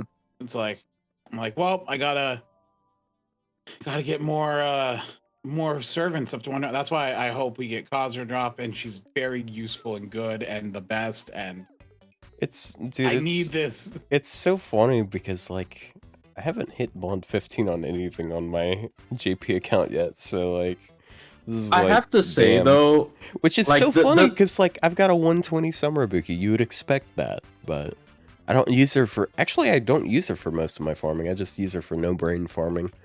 Like if I don't want to set up a new macro. Though, like one thing that just instantly started boosting the bonds of like why did I bond 15 both Koyens and Draco like out of nowhere? Because the CE, the Mana Prism CE that bond animal traits by 20%, like that one just sped up the bond process so much because it's that one. So I'm doing like living human now. But anyways. Hello, can you guys hear me? Yeah, no. Am I still no. talking? Okay. No, I Anyways, can't hear sorry. So regarding the how I feel about the ticket in general, like not just about myself, I think it's great because people who don't have Castoria can pick Castoria. Like just because of that one reason, I think it's great because I think Castoria is so broken that it's like you should pick it to even up the playing field for a lot of stuff. Because like I think this is a horrible design, but I believe in some ways they are balancing their harder fights around having Castoria. Like obviously you don't need to use Castoria if you do like correct team building. Like I've seen, like once again, you know, I have to mention this whenever I have the chance. There is a 29 turn min turn clear, all kill, by the way. They killed every single enemy for the Olga quest with only welfares and low stars. Like, you can do that if you want to. It's possible. But it's hard. It's difficult. It's hard. It's RNG. It's hard. So I think for most people, like a lot of this stuff is just especially like for example, look at how many like MP damage downs Marie puts on you. Like the last wave fight is still significantly easier if you have Castoria. Like that is just the truth, and I think because of how broken this character is, giving everyone access to it is a good thing because they made the character so broken it might as well be like almost a feature of the game, right? So yeah. I would just pick Ruler Moriarty. Just get a level 1 copy. Oh, true, for Tonalico. That's a smart pick, honestly. I might pick him just so I can get an NP2 copy. Because I like using him in using NP1. Moriarty. Dude, I actually have him at, I don't know what MP level, let me look. Like, it's at, like, it's past MP. What'd you roll on this banner? For fucking Don Quixote? I think I rolled one copy of Do this. you think MP3. Creamhild was on that banner? I wanted a copy of Don Quixote, and I got 3 Moriartys, and I never got Don Quixote. I didn't get Don Quixote until he just showed up one day in a roll. And it's like... That happened. It was one of those things where it's like, I want the 4-star just to have him, because I think Don Quixote is a funny character, even if his kid is objectively bad. But, nope, 3 Moriartys, and I merged them all together to keep them separate, because the thought of like, oh, an esports to apply evil, that seems useless. That will never be useful. Why would I need that? Damn, you really don't like Estrella, huh? Well, no, I don't. I don't care about Estrella. I don't like. Yeah, that's fair. I'm gonna be like 100% honest here.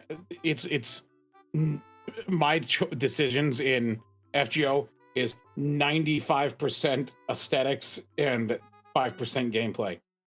So I don't care about Luvia at all. Like not one iota. Damn. So it is not an appealing factor to me. Yeah, that's fair. It's a dangerous thing also to say that I care about character aesthetics, because people are going to look at my grails and go, wow. Immediately, somebody immediately. Exactly. Like it's immediately like, wow. Yes. Yeah, you're telling me, dude. Like I've got 2 top tier Omni farmers, like grailed really strong. I grilled every AoE Arts Avenger. No, I didn't. I didn't grow Marie Alter yet. Haha! Get fucked. Oh yeah, No. yeah, and I'm gonna start working on another one sometime soon. Oh no, Shit. I didn't grill. I forgot about Marie Alter. Nitocris. I lied. I didn't grill Nitocris, but like I did. Checkmate. Yeah, but you did. You did. I Did have you? 120 Neo Alter, and she is she's a little potato. I say she's potato, but like that's in comparison to like the other AoE 120s. I know objectively my Nitocris Alter is actually doing like good damage, but like when I'm like comparing her to what are the other options, the two Melusines and Tonalico, she just isn't on the same level, and so it seems worse than it is. Like if I compare her to like level 90 farmers, yeah, she blows them out of the water anyway already. You know, at that point. Especially we know you're going to grill Marie Alter. I'm not. I have so many better grill targets. I have enough coins for Archer, Bavanchi, for example. I have a lot of future characters I want, like Typhon, like maybe Arya. I don't know if Arya is gonna be in FGO ever, to be honest. But like at least Typhon, I feel like is a safe bet, and then she will be in the game, like most likely. Olga Marie, I like Olga Marie as well. I probably will grill Olga Marie. So like, there's a lot of grill targets for me at least. Also, the Ordeal Call 3 chick, like the people keep saying, yeah, not Liz. People assume it's like Lilith or something, but I don't know. But like, yeah, that chick maybe. So like, there's a lot, or Summer Koyan, right? Like, if Summer Koyan actually happens again, you know, another like massive grill target. So like, I have a lot more things to grill. So I'm not gonna grill. I'm actually debating because like I have 7 grails right now. I could put Summer Vargas to 100, but the other thing is I'm like, don't spend grails. What if Khazra does have? Khazra. Like what? So I'm like, I'm gonna wait till I think she will drop grails. soon. I think I think you should hold. Has to you be should her, hold. Right? Which one though? Left? The one on the right that looks like Summer BB but tinier. Oh, because she does the pose. It looks like Summer BB but tinier. Oh, I guess, yeah, because the pose is like the little playful pose. I guess, yeah. Let me try to I'm 100% confident because it has like a ribbon on the side too. It's doing the BB pose, has a ribbon. Like, how is it not? How could it not be Khazra drop? I mean, yeah, Khazra drop is kind of overdue. I'm actually surprised that Naknaria was playable before Khazra drop. Like that was a huge surprise to me. But yeah. Yeah, we just gotta get the rest of the Lost Belt 6 crew. Except never put in Aurora, I swear. No, that's it. Like that's Khazra. That's it. Like who else? Who else other than Khazra drop? The one he this one, the one with about. Boots. The one with the boots, and like if you look, it's right next to Yui. The one to the left of Yui directly. Like you see the boots, and you see a ribbon in the hair. Like, so like that is like the exact same pose Summer BB is in. The Sakura 5 don't exist. It ends at 3. King Protea be like, what the fuck, dude? Like it. That's Tamomo Aria. It is not Tamomo Aria. It is not Aria. If it's Aria, I would be so fucking surprised. That is who I'm 100 betting is Khazra. That is the only Kobai I have, and the boring one behind her is we learned is Shining Hassan. So, you know that area is clear. Yeah, that's him. Yeah, that is not Aria, guys. Stop being mean.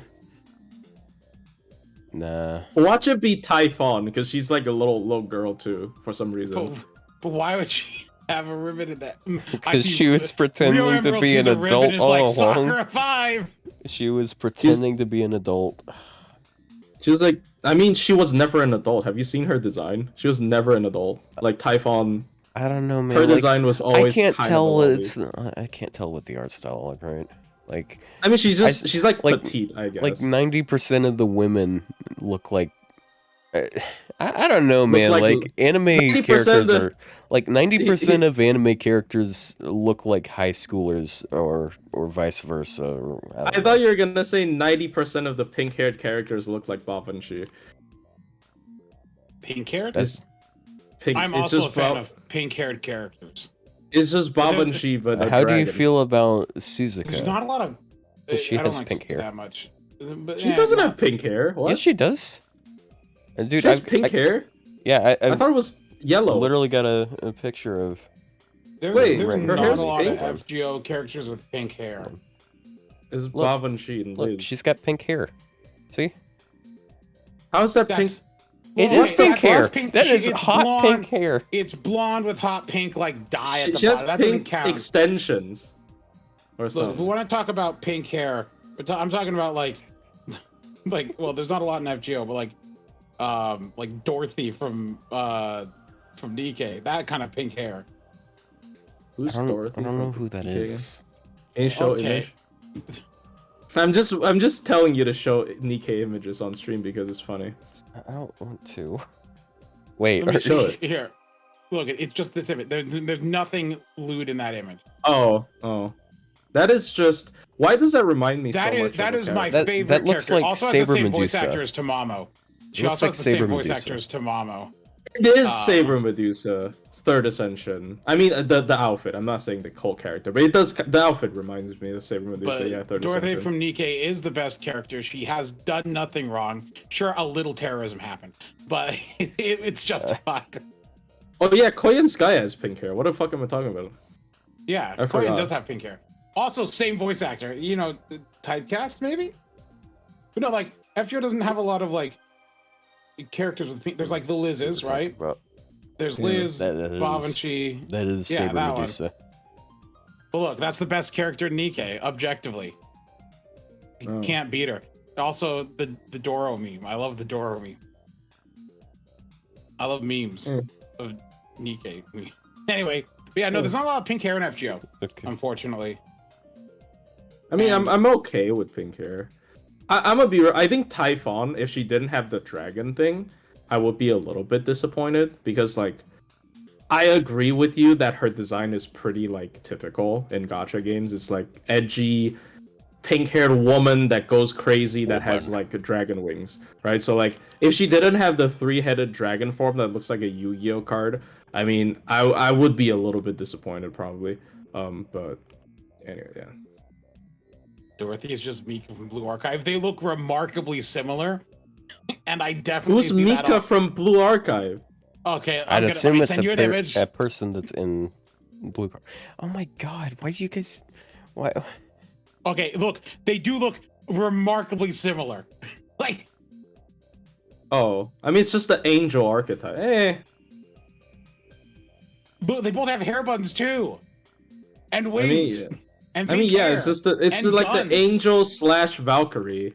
Well, everyone in Nikkei has guns. It's kind of unfair. Oh, everyone in Blue Archive has guns. Their whole thing is just they shoot people.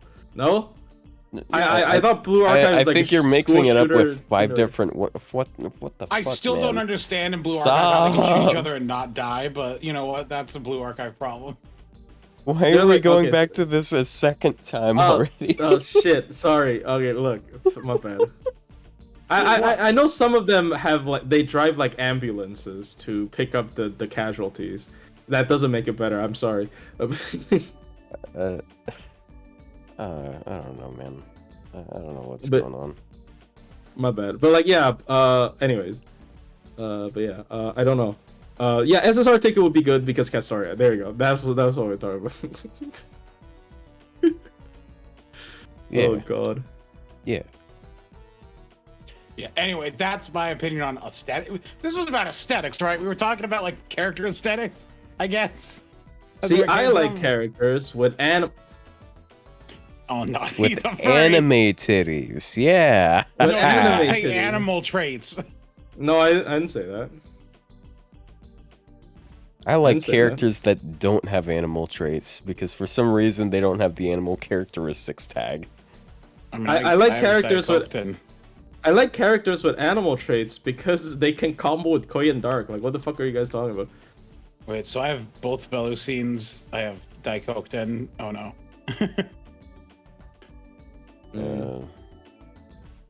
Yeah, it's actually kind of sad how Queen of Sheba doesn't have it. It's That weird. is insane. Like, also the fact that she just Horns, doesn't have an alt or anything ears, like that. Tail. Isn't it because his looking at- artist went like Bro, fucking radio she's- silent or just something? replace the she's artist. literally half furry. Like she is a half Jin, and those things, those little furry things that punch people for her, are Jin. Just Yeah, they get replace the the buff. artist. They could Which they means, could easily replace the which artist. means either Yeah, her they've mom done or that. her dad was some freaky stuff. All right. I remember it's probably something about like demons or I don't know, but like I remember we had this conversation and then we were just like, oh, that's really rare that FGO replaces artists. It was just for Atalante and Atalante Alter, and they did it for Dantes. The new Dantes is pretty so clearly now we not have drawn by. precedents. So Yeah, thank it's heavens, pretty I don't like the Danganronpa guy. Like I don't need to think about Danganronpa when I'm playing What do FGO. you gotta get? It's the last What thing I do you wanna got think about. against dragon rompers? That it. And this is Dragon's ass. Yeah, they should replace. They should make a new Shiba because Shiba's a character I like their design. And I at one point thought about grailing them, but then made the correct choice not to. Man, Uh. I'm not saying your choice is wrong. I'm saying for me it was the correct choice. yeah. Oh, Don't worry, man. I have enough grailed casters as it is. It's becoming a Well, at this point, it's actually not a bad thing because you can like class score them, and Yeah, you actually I've get more maxed- coverage. I actually finished caster class score. The Recently. worst class score. Ain't no way. No, bro. it's great. Like it.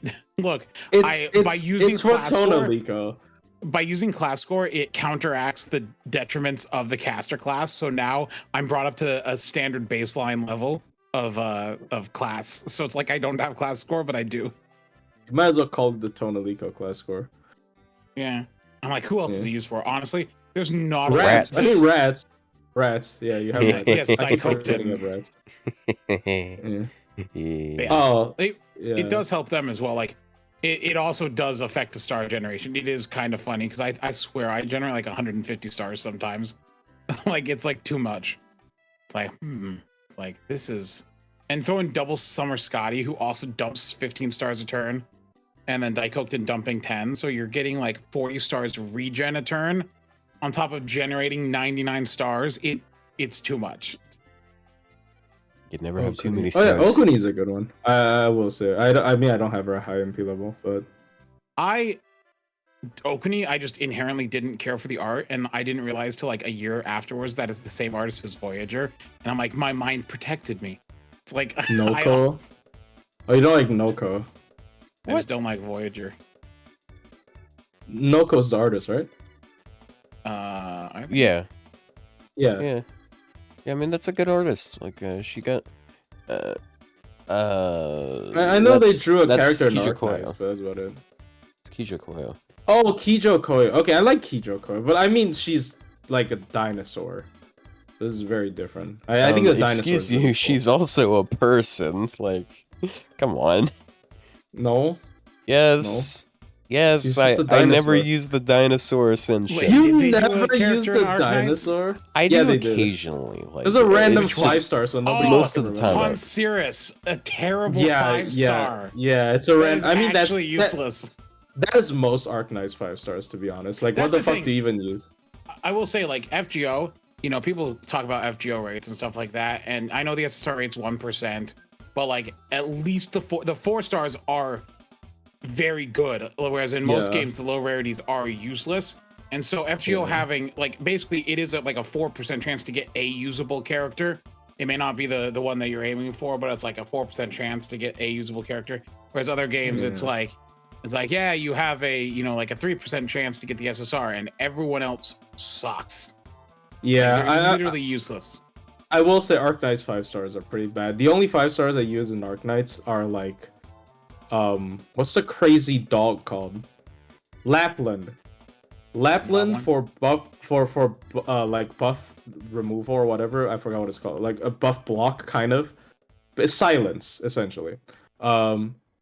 Or I use the Abyssal Hunters for the package, and I use Blue Poison, and I don't even actually use Blue Poison. I So, I level up every incantation medic, which are the medics that do damage to heal the people around them, even if they're not very good. Just because I think the archetype's fun. wait, are they like the incantation medics? Are they like the? They do damage and it heals the people around them when they do damage. Isn't it? So there's the lava altar. Reed altar and yeah. a Reed altar. Yeah. Reed altar is the funny Reed, one. Where hibiscus and the new oh, one hibiscus, is, not lava. I'm stupid. It's hibiscus. Hibiscus. Oh my god. There's a new one? They're called is it cookies. No, it's not Verdant. It came out at the same time as Verdant. Oh my gosh, I forgot their name. I maxed them out and I forgot their name already. It's like, I mean, I don't really. I did a couple of the story chapters recently with Arknight, so I don't really open it up anymore. Vendela, that's the one. But like, Vendela? I think Vendela has like really nice art. Everyone likes the art for Vendela, and that's their main selling point. There it is. The last character I'm waiting for is Draco from Fate Grand Order. I mean Black Knight from Arknights. Or Degen Bridger. She's German or something, I don't know. But yeah. Although someone said that funny how Bunyan loses animal characteristic. Bunyan doesn't have animal characteristic unless you're in the bunny costume. So no, Bunyan didn't lose it by going SSR. Bunyan lost it by not having a costume where they're wearing bunny ears, which is a wildly inconsistent character trait because there are characters with bunny ears that do not have the animal characteristic trait. Does Subjectivity not have it? No, she doesn't. Oh. That's my complaint. Oh. Yeah. I mean, I don't know what Koyan Dark's like who She doesn't have it either. It's very weird. No, what do you mean? She doesn't have animal characteristic either, right? Shiba doesn't. Koyan Dark? Shiba doesn't. Oh, Shiba doesn't. Yeah, Shiba doesn't. Yep. Yeah. It's dumb. I don't understand why that's the case. Like, I mean, I usually use Koyan Dark as the main DPS anyways, but like, I understand that it's just very fucking annoying. I think that should just not be a trait. I think her next, like, it very much taints the flavor, but I think if they were ever to upgrade that skill, they should just be conditionless. Like, yeah. Would it be too good? I don't know. How does KP have animal characteristic at all times? It's just second. Like, oh, it's at all times. Yeah, KP is not limited to Ascension. Like KP just Because always has animal characteristic. being larger than the average human is an animal-like thing. I guess. It makes no sense. I don't know. She doesn't even always have doesn't horns. make It's just second ascension. And like Tiamat has it too, but Tiamat also doesn't make sense because Tiamat doesn't. Why? She's a primordial dragon. Maybe, I guess. Yeah, I don't know. It's wildly inconsistent. I think Tiamat makes sense. I think KP doesn't make sense unless they're like, oh, because KP has Tiamat in her, so it doesn't matter. Don Quixote gets it because of Sancho, I guess. Oh wow, that's dumb. That's dumb. Damn. Yeah, I mean Suzuka's faking it. Yeah. Right? Suzuka's faking the ears. Suzuka put on fox ears and called it a day, but Castoria putting on bunny ears doesn't count. No, Suzuka doesn't count either. Oh, Suzuka doesn't count? But Ryogi Shiki does. That's the dumbest one. Ryogi Shiki counts. Bargist counts for some reason.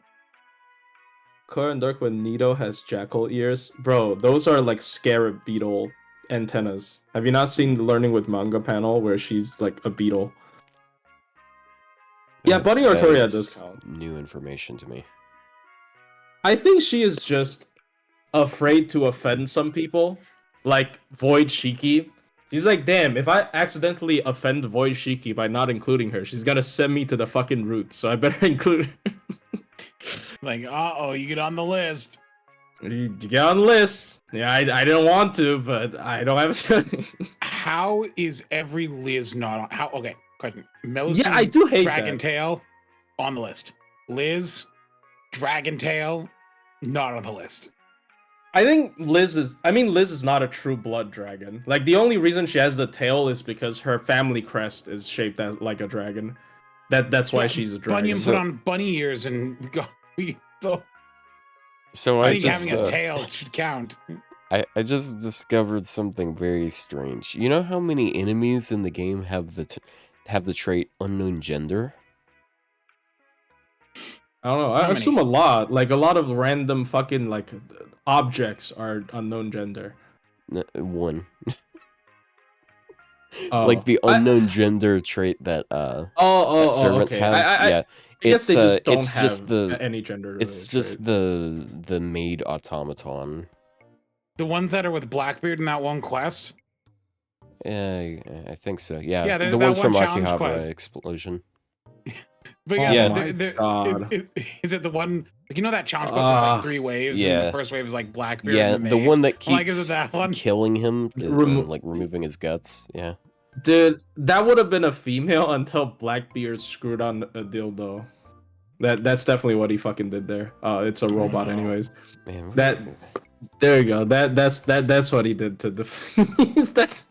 excuse. Anyways. I don't. Speaking of useless traits, that reminds me of the mechanical trait. That is actually also useless because only one servant exploits mechanical, and they're terrible. Yeah, dude, Makes they made sense. a whole like there was a whole lost belt, and by a whole lost belt I mean like half of one that had several really hard bosses comparatively that were mechanical trait, and she was useful against none of them. Yeah, they're all Zeus single target. is mechanical. Yeah. I guess they're all Zeus single is target. fine because like Demeter neutral. is mechanical. Aphrodite. I guess like maybe she's useful against Talos, but I don't Oh, think I'd use her there Talos. because like Yeah. he is a berserker. The Yeah. Berserker enemy from Ilia's Castle. that was is also mechanical. Bro. That's funny. Moon trait. Isn't Yeah, that what just even- Arcoade? No, I don't think Arcoid BB? has moon trait. It's Atalanta and Rasputin. I don't know what it does. The I can't remember the ever seeing it. Tsukihime doesn't have the moon trait. It actually Well, does nothing. Like, there's nothing that exploits the moon trait. Like, it literally is just Atalante and Rasputin, and I don't know what it does. Like, Have to go- has it ever been used?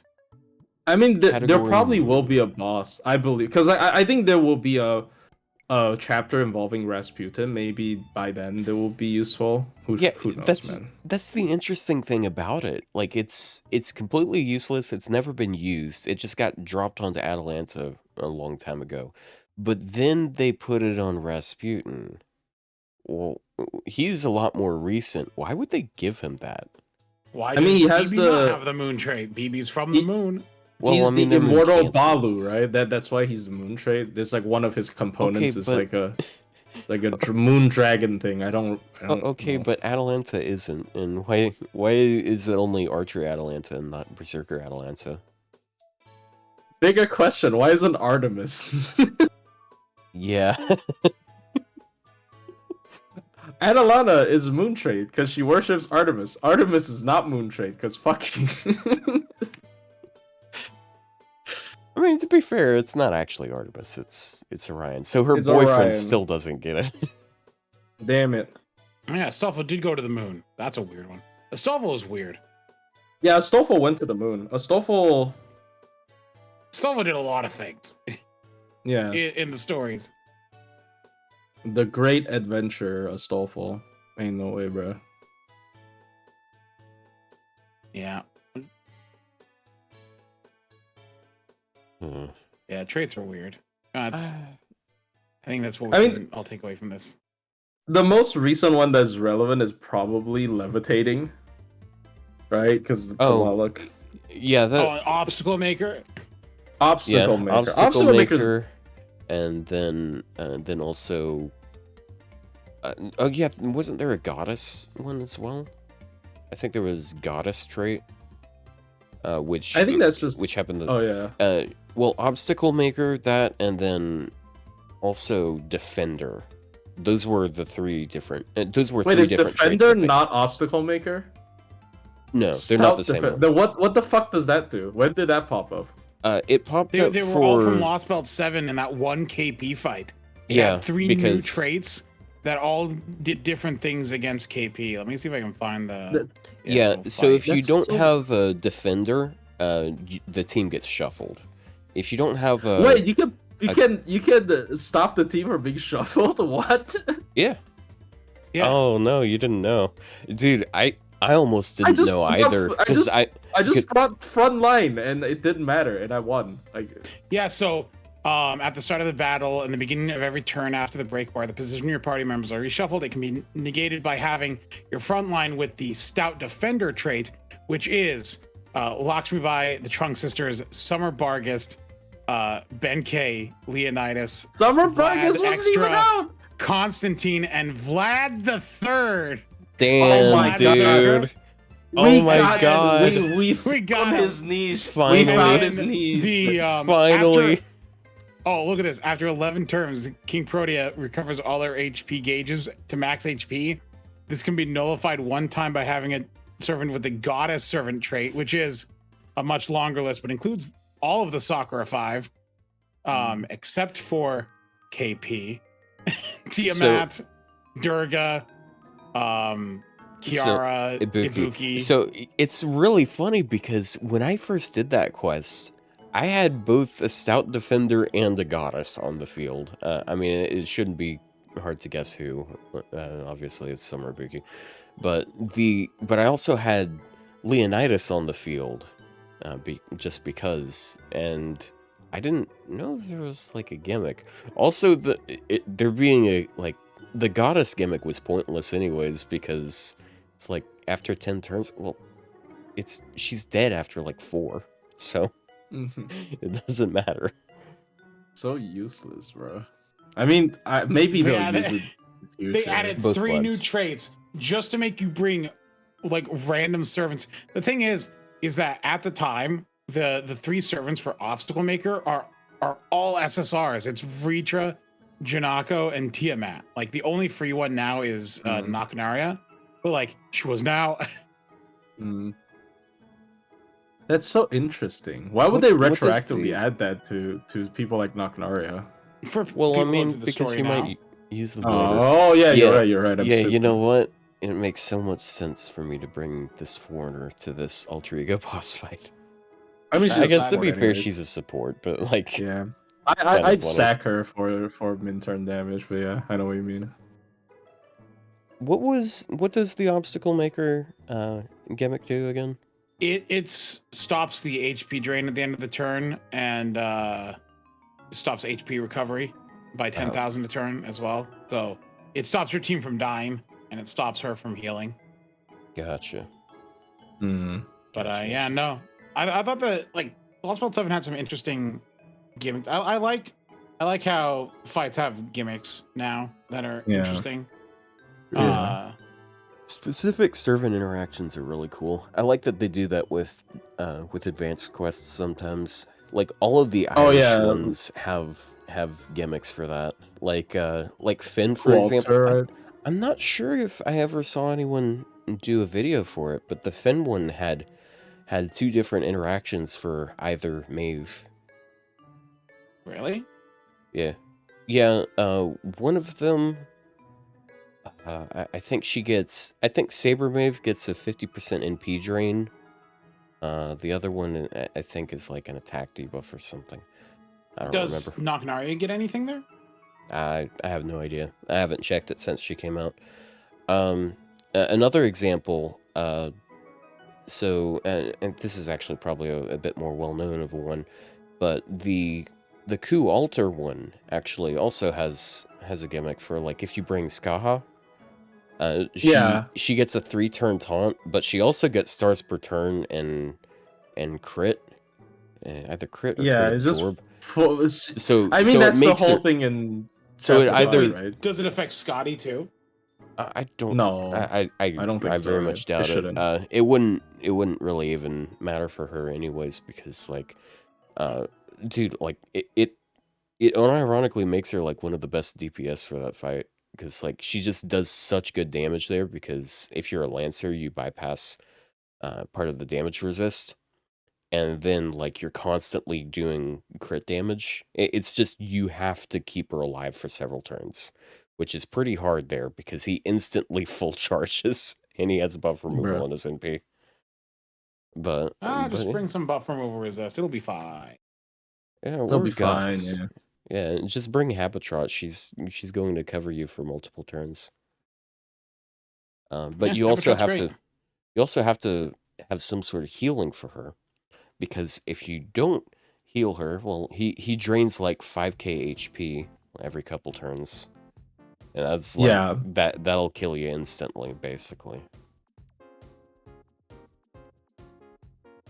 Either Maeve gets 50% charge, 20% attack, and 20% defense against Finn.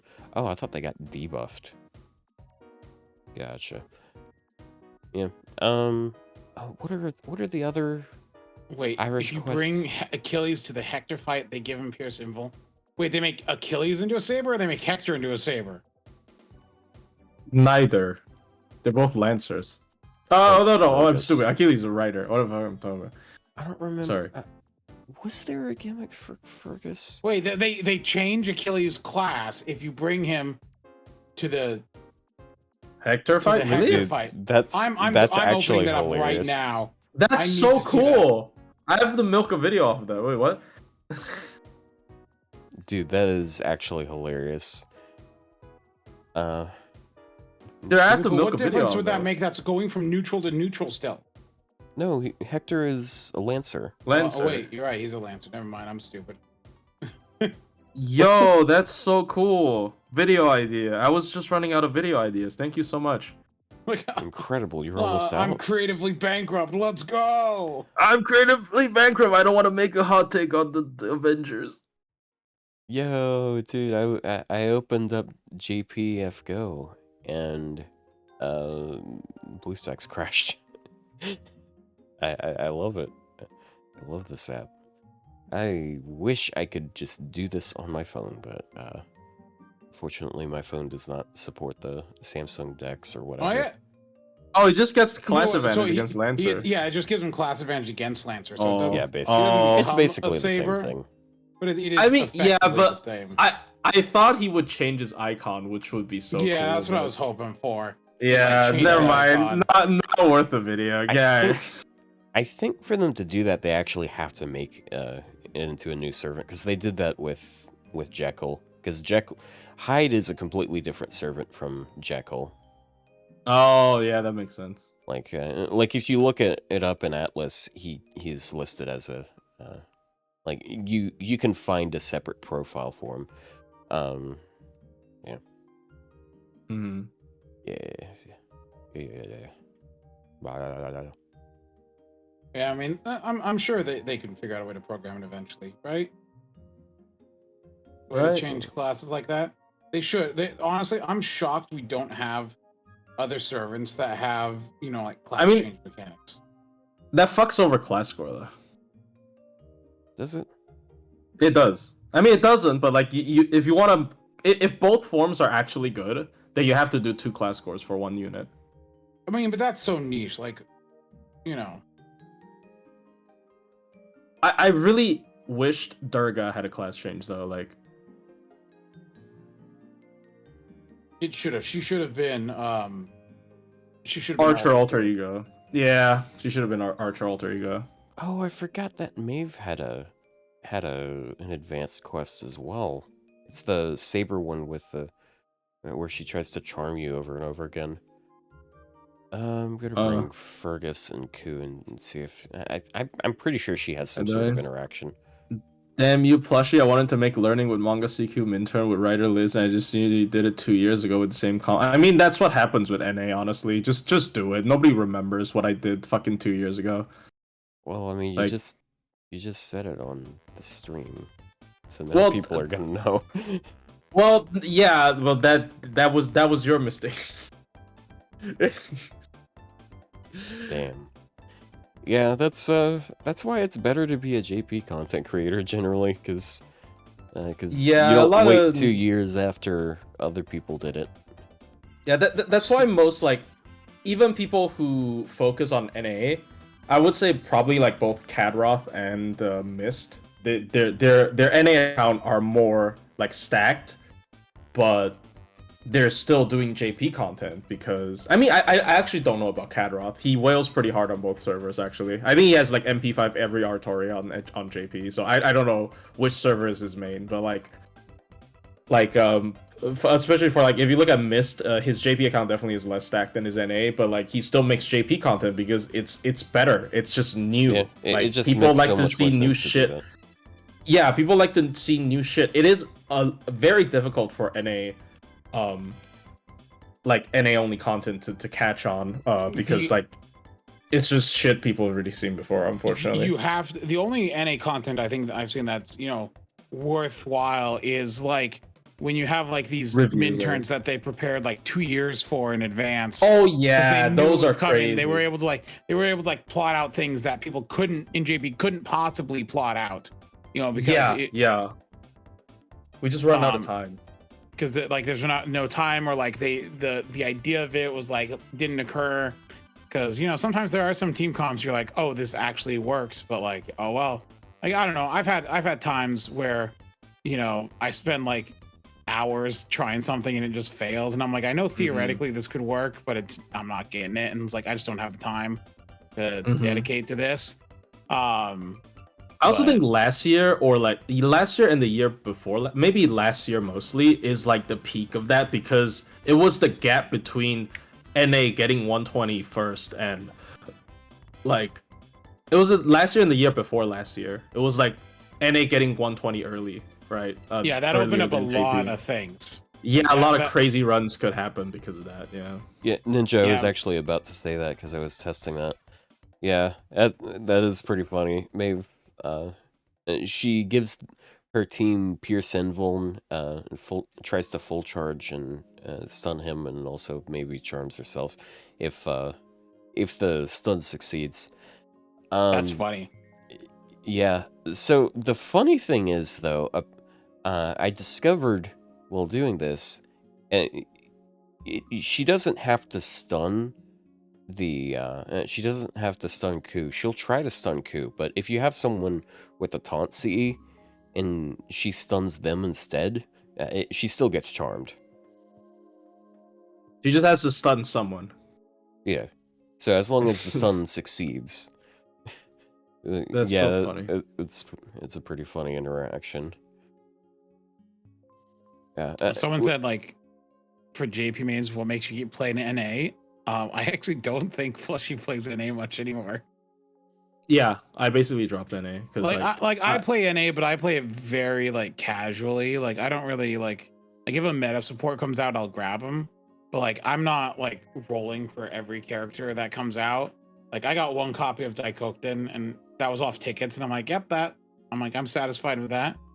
Like yeah, like I started NA at launch essentially as well. I have the pre-login Saber Lily, like not from Saber Wars, right?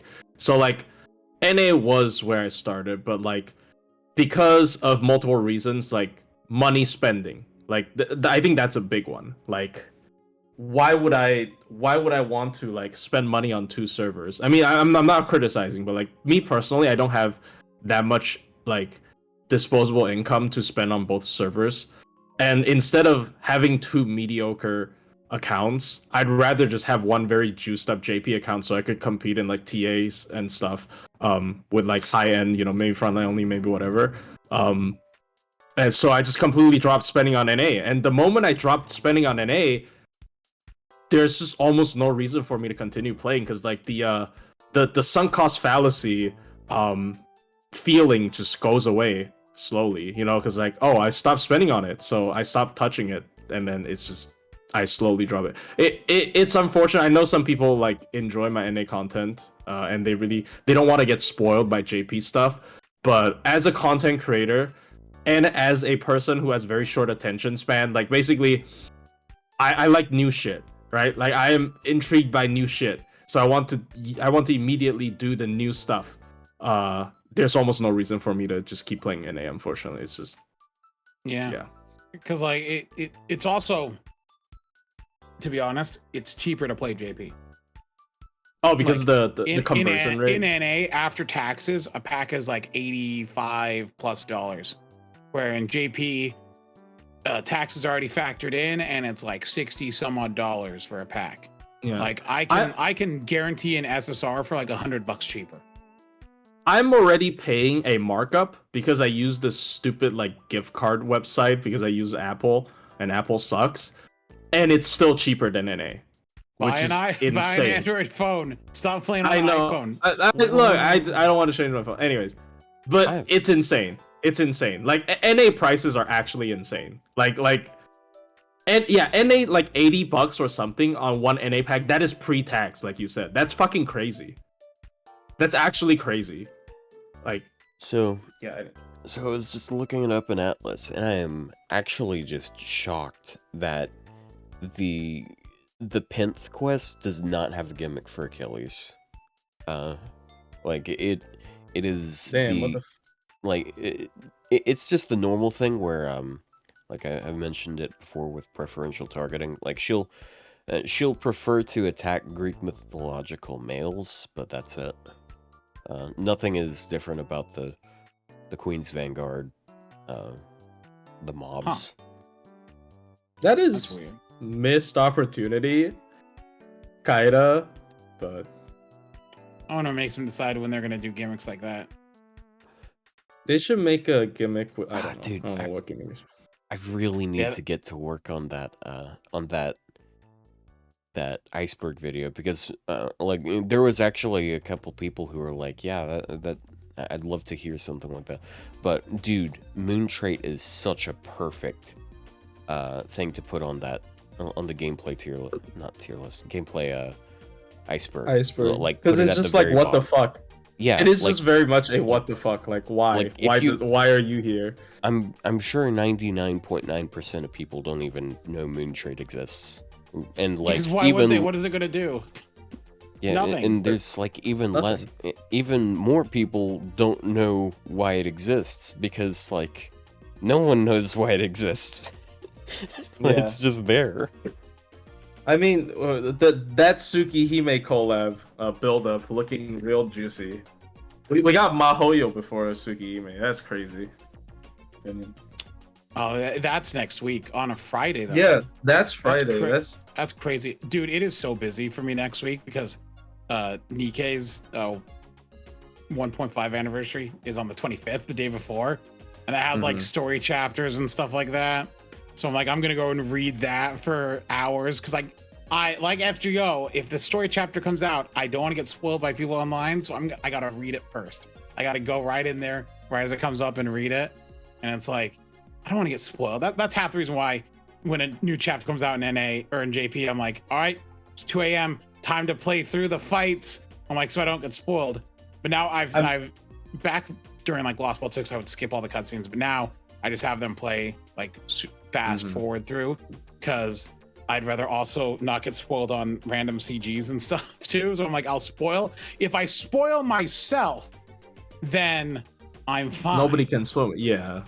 See, but I'm also no, sorry. Go ahead. like of the opinion of like, if I know what's there and I've seen it myself and it's new, the mystery then becomes what leads to that. And that's what I get out of then reading it, like when it's translated. It's like, I know these things, but how do we end up at these situations? You know? That's then what keeps me going on that. Yeah. Yeah.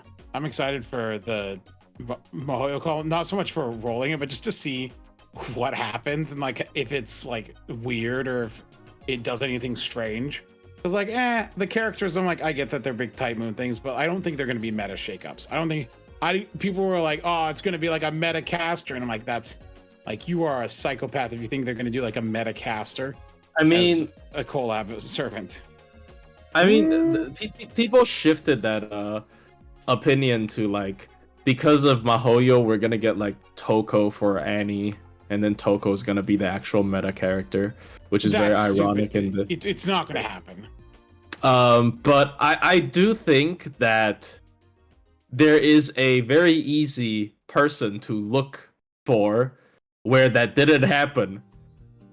Of course, our favorite Tsukihime that doesn't have the Moon Trait, Arcwade Brunstead. I'm not saying she's bad, but like, Yeah, she ain't a she's meta not- caster, you know? Yeah, she's not meta. She's not bad at all.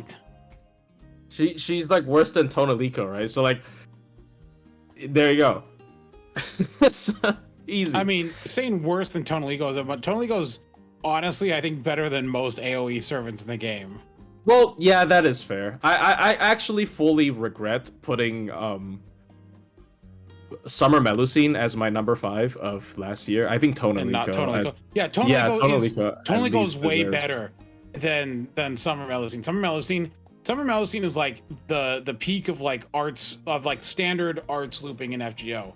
Yeah, But the game yeah. is a little bit past standard arts looping. Yeah, Unfortunately, and so like you can still use her, but like I also do think Tonalico is a way more interesting character to talk about in a video because like she's so different that there's nobody else that really does what she does. So yeah. Yeah, someone was. I saw some Discord comment of like, oh, Alco is gonna be like a 50% team charge, and I'm like, dude, if they ever give another servant 50% party charge, it will also have restrictions. There will never be 50% spread charge without a restriction. Arc is my MP5 120. You say that, Aim don't break my heart. but they gave that to Edison. What do you mean 50%? Edison doesn't have 50% spread charge. Yes, he does. It's like across. It's overturned. It's over 5 turns. But... No, okay, you know what I mean. Like I'm talking about Tonalico's. Do you know who has that too? Fucking One Gina. Yeah, anyway, One Gina. Arc is my MP5 120 aim. Don't worry. Arc performs the best at MP5 120. That it literally scales with her MP level. Like Arc is like MP5 Arc. If you run into chaotic people, especially in multi-core farming, they're fucking dead. You delete them. You don't even need MP5. MP2 to 3. You fucking delete them. It's just. Almost all Avengers are chaotic as well, so she's just going to fucking shred anything. Anything that has an Avenger, she is like perfect fit for. Yeah, I remember people were like saying like Arc is not that good at multi-core farming, and then in Iliafest they put a node with a fucking Avenger Nidocris in the middle, and like your team is just, and everyone else has such a, like you have to bring a dedicated single target and throw some buffs on them to kill that wave, or you can bring Arcoade. Like, it's 500,000 HP. Arcoade, no like damage C, fucking just deletes her, right? It's you can go double Castoria, Summerbuki, and I mean, yeah, but like Santa Summerbuki Martha. do need like some investment. Arcoade is fast. That is pretty. I mean, yeah, but like it doesn't have to be Avenger. You know, it's a 500,000 HP Avenger. Like if you have any, I would say Arcoade is still like just because her charge distribution is very, very likable.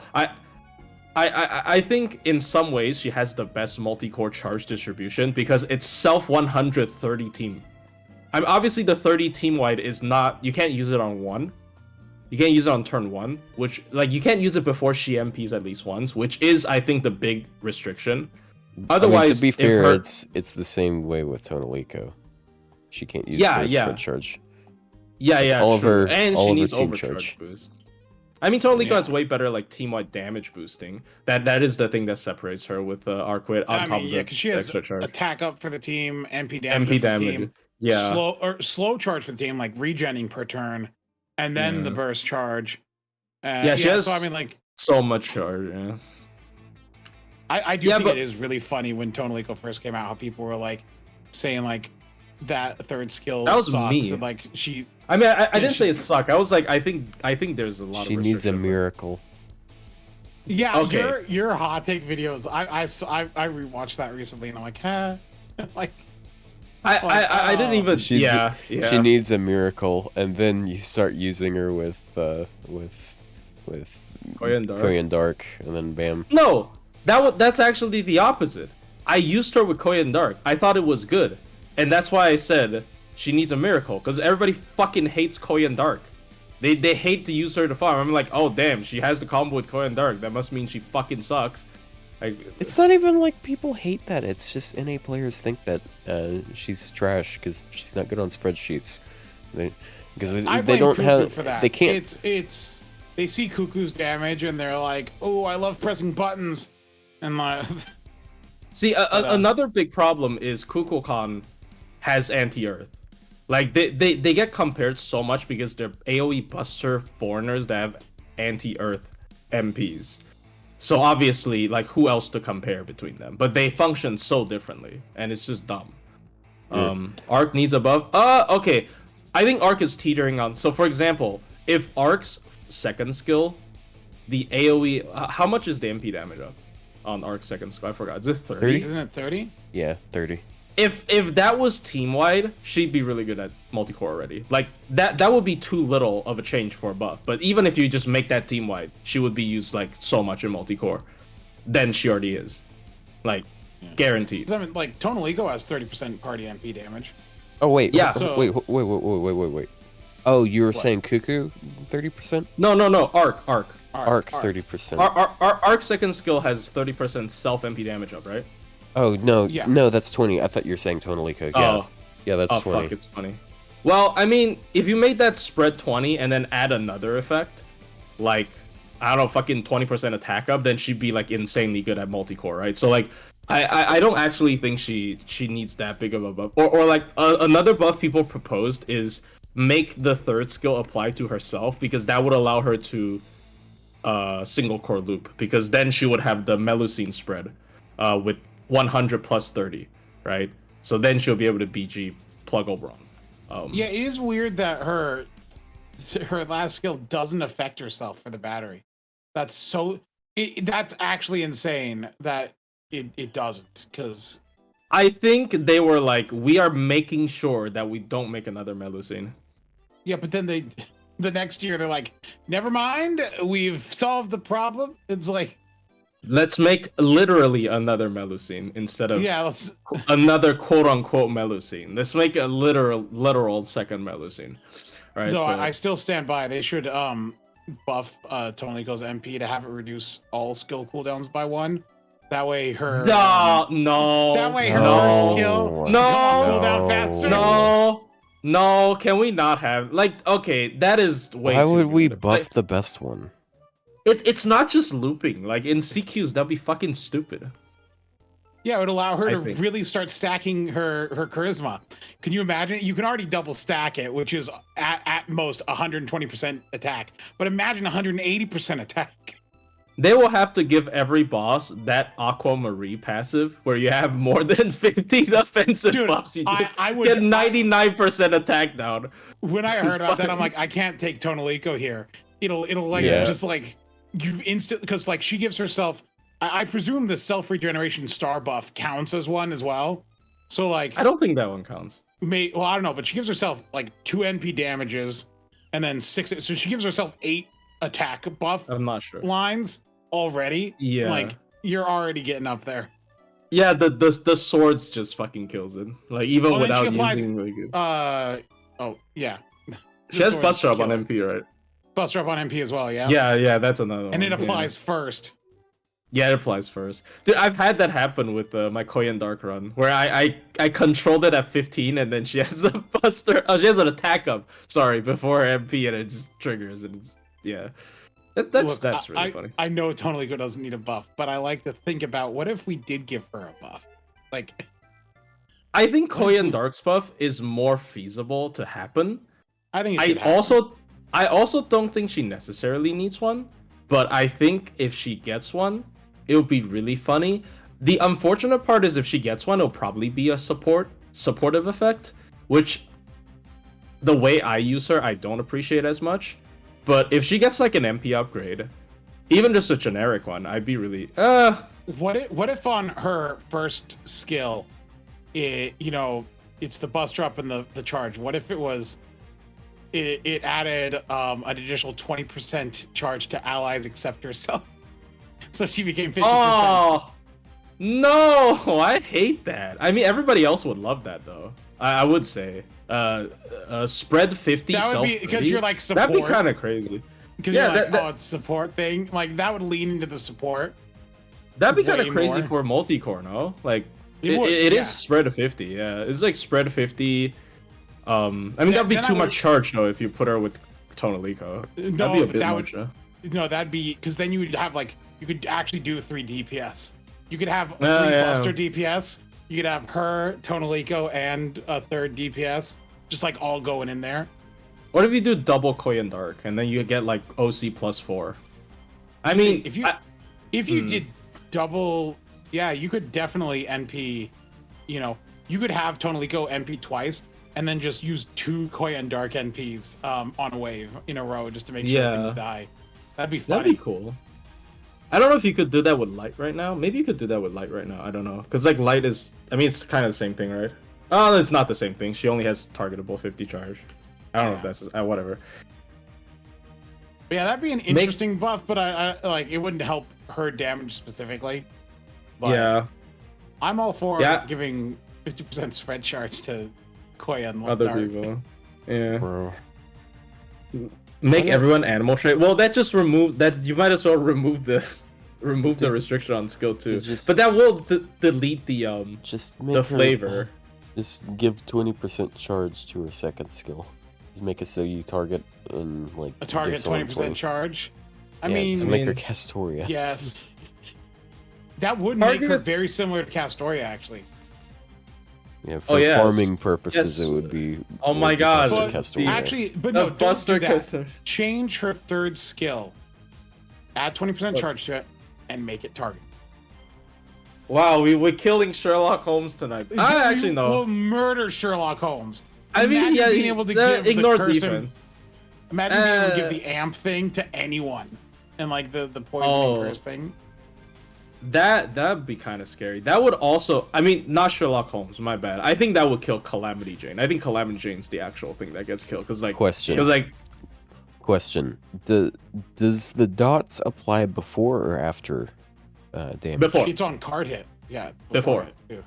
So like for Honey Lakes, so I get the burn first. Yeah. Oh, so she could. So. I'll give it to Dantes. No. Use it on Malay. Oh my god, we saved Malay. Bro, come on. That is so sad. That is so sad. Third skill, give it 20% charge and change the entire skill to a targetable skill. And bada bing, bada boom. She's now 50% charger and can give your team a crazy buff. Absolutely does not help her own damage though, which would be doesn't help her own damage. That's true, but you know I'm fine. Yeah, dude, it wouldn't just be a dot amp; it would be 50% crit up as well. Oh yeah. Yeah, the skill 3 has 50% crit up, so she'd be a 50% crit up giver as well. Like that'd be a decent. Well, yeah, support. that would help because her buster up is only 30%. Yeah. So like you're sacrificing one thing for the other. Yeah, I would make 30-50 is a bit much to give a servant as a DPS. Why? I mean, like 30% buster, 30% attack, 30%, and then she also applies 20% more buster resist down on NP. Like that's more than a lot of like 5-star supports do. But like, Castoria gives 20% attack. 50% arts. Castoria 50% attack. Castoria is a full support. She's not doing damage at the same time, dude. Korean Dark's not doing damage. Korean Dark. If you did that for Korean Dark, she would be giving more damage support than Korean Light. That's what's supposed to happen because there's no cooldown reduction. That's the drawback. Yeah, but like that's the fair thing to do. Is just have. I mean, we're giving Buster more things. That would be, dude. I swear to God, they're gonna go the fucking Osakabe Hime route where the first skill is a team wide quick 30 Buster 30. And just like get it. Ugh. Would that be good? No, she only has one quick card. That wouldn't help her that much. That would kind of suck. At least the MP buff. Yeah, the MP damage certainly is her biggest weakness, so I'll take an MP buff. But honestly, I don't know how much that would help her playstyle. Like, if you look at majority of my recent Koyan min turns, she like uses MP like once across like 3 to 4 turns. Everything else is just Buster card, Van Gogh MP Buster card. Like, if you look at the Andromeda challenge quest, she uses her MP like twice across 7 turns. Like it doesn't. It's not her thing. MP damage is not her thing at all. Dude, I mean, she's great. Dude, I think. But I've been keeping up with the comment section for the recent tier lists, There's some people that were real upset about that last episode because they took real offense to to Cuckoo how and Coindark same tier. yeah. I might get that. I get that. Dude, that's what I expected. Okay. To explain that, I was the only one that put it in A+. Do you know why? Yeah, What? like, dude, that's something I replied to someone on. Like, someone Wait, did was they saying say it like, was my fault? yeah, people were trying to say like, oh yeah, was Plushie's like me. really biased on it, and like Oh my they god. they clearly didn't watch it. Like, dude, Yeah, they didn't watch it. I'm the person that pushed the hardest for her to be EX, and you know which one of the three of us is used to her performance at NP1? Like, I'm the only one of the three of us that uses her regularly at NP1, and I'm pushing Yeah. for her EX. Yeah, and then I think she's A+. I think she's A+ because I'm like, her crit potential is very much unlocked by Van Gogh. Like, she is a top tier crit DPS only when Van Gogh exists. Like I mean, I'm just talking about like more high like TA stuff, but like if you look at like the recent White Day CQ, for example, like Korean Light was a better DPS than she was because it was an MP centric challenge quest that didn't require crit damage, and Korean Dark just didn't, like, you don't need it. You don't need that. You don't need EOTD. I think Korean Dark would be a way worse crit DPS if she didn't. I mean, that no shit, but like she would not be that great of a crit DPS without EOTD. That's my take at least. You hit on her. No, I mean, I think she's just carried by Van Gogh though. Like her peak performance at least. Like you like if you want to use her as a crit DPS and you don't have Van Gogh, it's just kind of Dolman. Okay, if you don't have Van Gogh or Dolman, she's just kind of whatever. I still think her crit. Yeah, I think her critting is still pretty solid. Like, she has so Yeah, it's many solid. modifiers for it, and then she Yeah, but it's also not has EX Star's solid, you know Return what I mean? as a passive. She's also got Archer Absorb. Like, she has everything you need for critting pretty good. Yeah, but not it's EX. just Not EX solid. yeah, but she has a bunch of other things. Like, team-wide 30% is so much. Yeah. I know. Team-wide 30%, and then like you got the overcharge. She's got a bunch of NP support, which helps if you're just that helps in like all sorts of play, because like she can support all sorts of other supports. That's her problem though. That's her problem though. She's very teammate dependent. No, it's not that she's very. It's not. Is that really a problem though? Okay. I don't know. There's a difference between a servant that depends heavily on teammates and someone that gets Works well with some- teammates. I guess yeah, I know what you mean. Yeah, it's sort of like we're going back to Vlad on this. Like with Vlad, he depends very heavily on Castoria because you could see that performance drop way more if you take away Castoria. But with someone like Korean Dark, you take away like the most obvious supports, and she's still going to be benefiting like any other type of support. Yeah, like but I do see her main DPS performance drop when I don't have Van Gogh. Well, yeah, because you're dropping 200% crit and like 70% attack. That's Like, the issue. Van Gogh is a little too stacked to be like, well, if I don't have Van Gogh on this servant that's what Van Gogh specifically buffs, then they start doing less damage. You know what? This black belt martial artist, he's not as good at fighting if he doesn't have an assault rifle. So I don't think he's that good at fighting, okay? I mean, yeah, but like, for example, Khan has an assault rifle growing out of her tits. Like that's my comparison there. You know what I mean? Like I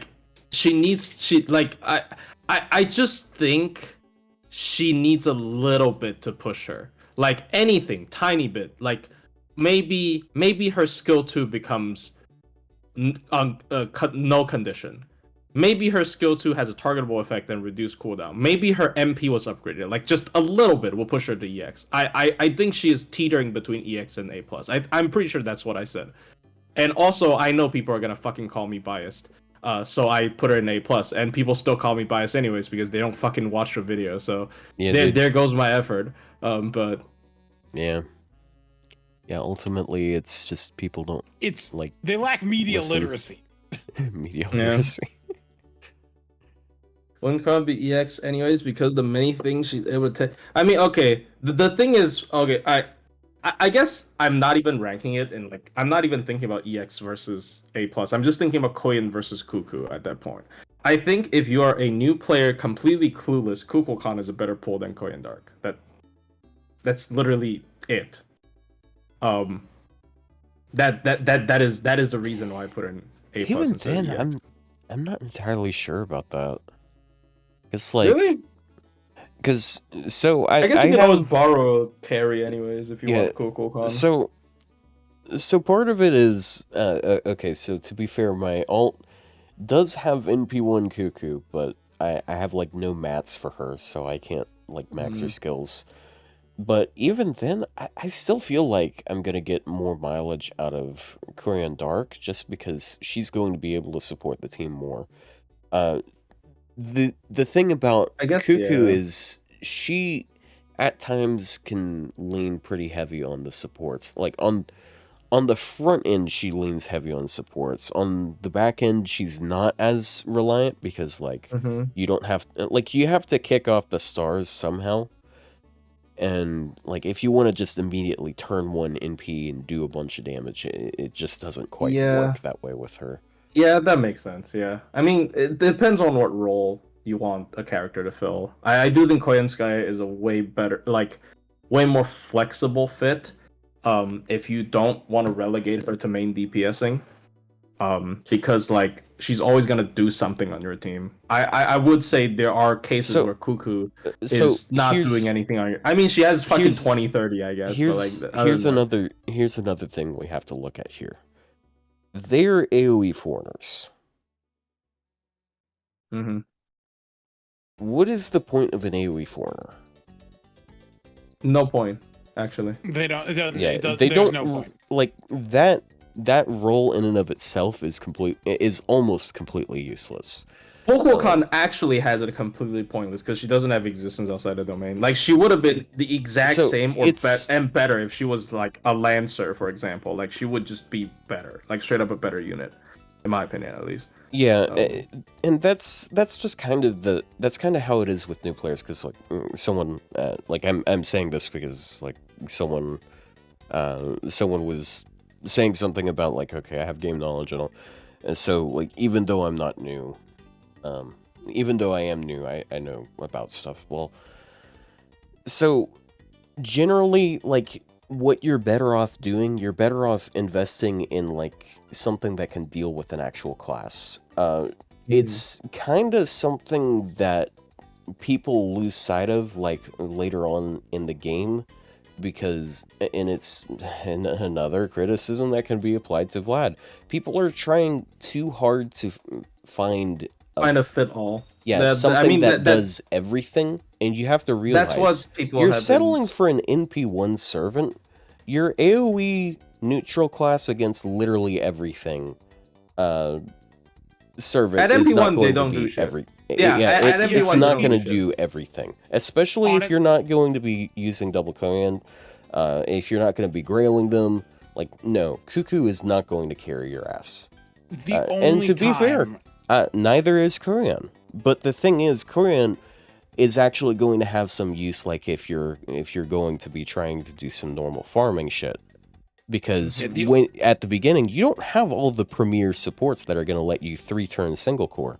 But if you max out her first skill, bam, you got Team 30 charge, and she can possibly clear Wave 1.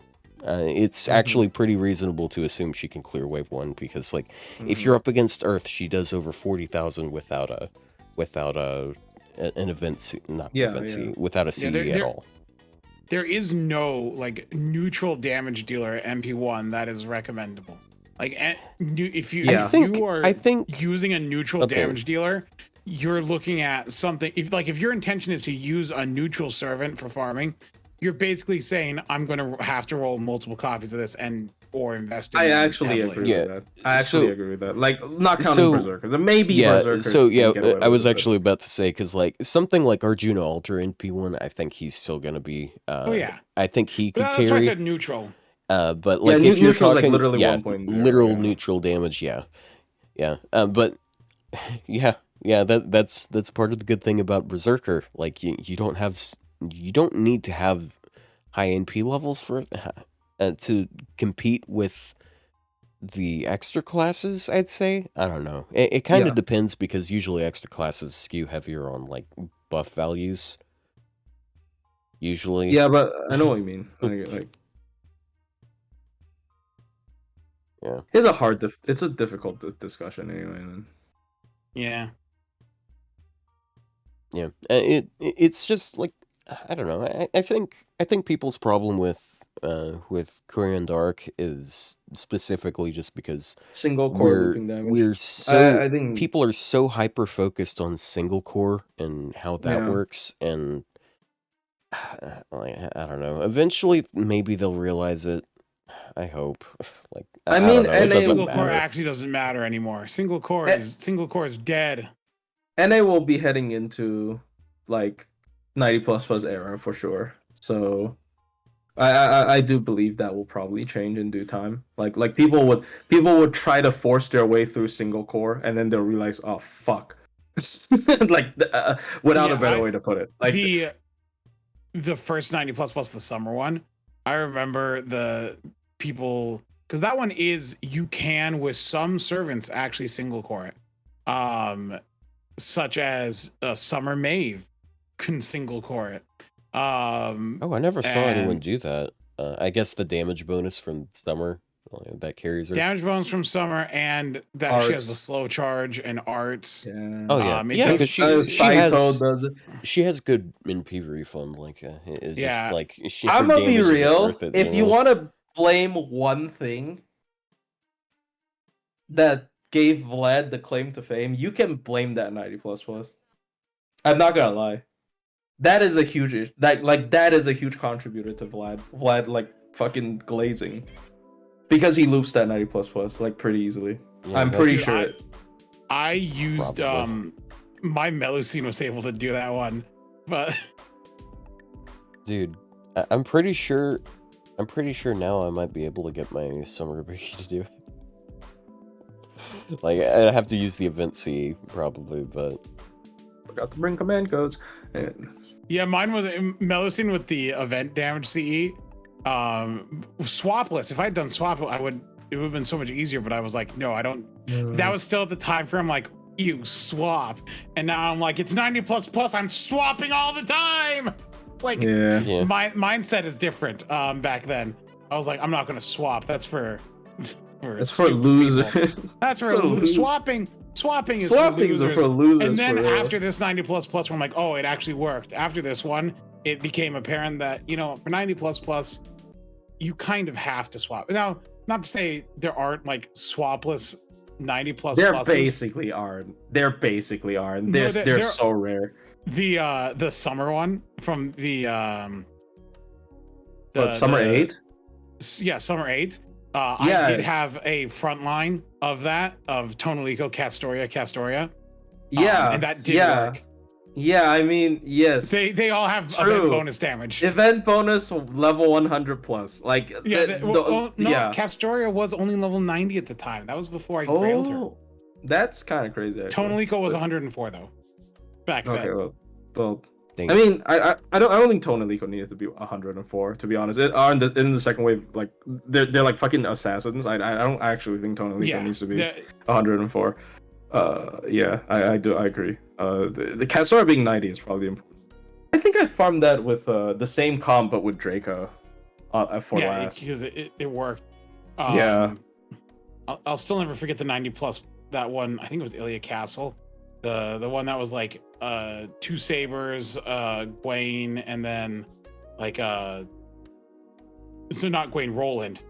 Oh my gosh. And then at the end it was like Bradamante and Charlemagne on the last wave. That was not Ilya Castle, that was Morganfest. Morganfest, sorry. Yeah. I stand by that. That was still the worst 90++ node, because that one, my team was like Arash, Creamhild, Castoria, and 2 Oberons. I needed 5 servants for that one. I actually have one that I hated even more, but that was because Draco didn't exist. It was the Dioscuri one. during Pretender Liz's event. That one was so fucking bad. For me, at least. I don't remember what I did for that one. It was Saber and then a bunch of mixed class 3 enemy on is 1-3-1 Saber mixed class Saber.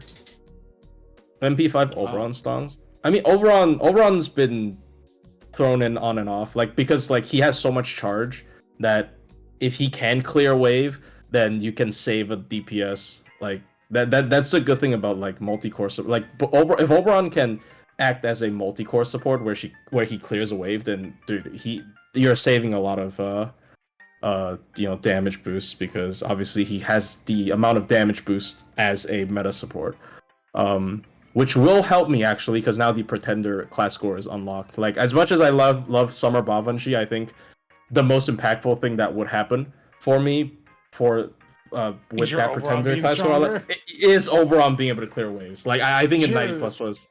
Is your Oberon MP5? No, 4. I mean, no, close, but yeah. The notice was you're using Child Liz in your gun. I mean, once again, if you can fit Oberon in, you wouldn't use her. Like, if Oberon could clear that wave, then you would never use Child Liz. Like, she is just not good for it. Her buff numbers are a bit too small. Anyways, wow, we sidetrack about I know what is. Yeah, we're actually at the 4-hour mark right now, so. And with 69 viewers, nice. Yeah, nice. So yeah, like I think this is probably a good time to start wrapping it up, because 4 hours, it's a lot of time. It's a lot of. I'm only half paying attention to what I'm saying. So yeah, thank you all so much for watching on this episode. Yeah. Join us next week as we talk about the MiHoYo collab, probably. I hope there's a lot to talk about. We're going to talk about at least the servants. At least 2 new servants. So. Maybe at least 3. There should be 3, because there's going to be a 5-star, a 4-star, and a welfare. You're going to get 3 servants. That's generally the case. As long as the welfare is as good as Iori was. You can only hope. Yeah. But yeah, that was fun. That was fun. Yeah, that concludes episode 30. Go watch that Berserker video if you haven't yet. And go subscribe to both Plushie and Rio. And follow on Twitch, follow on Twitter. We all have our Twitters out there now. I even have a Twitter. Crazy. But, yeah. Bye-bye. Bye-bye.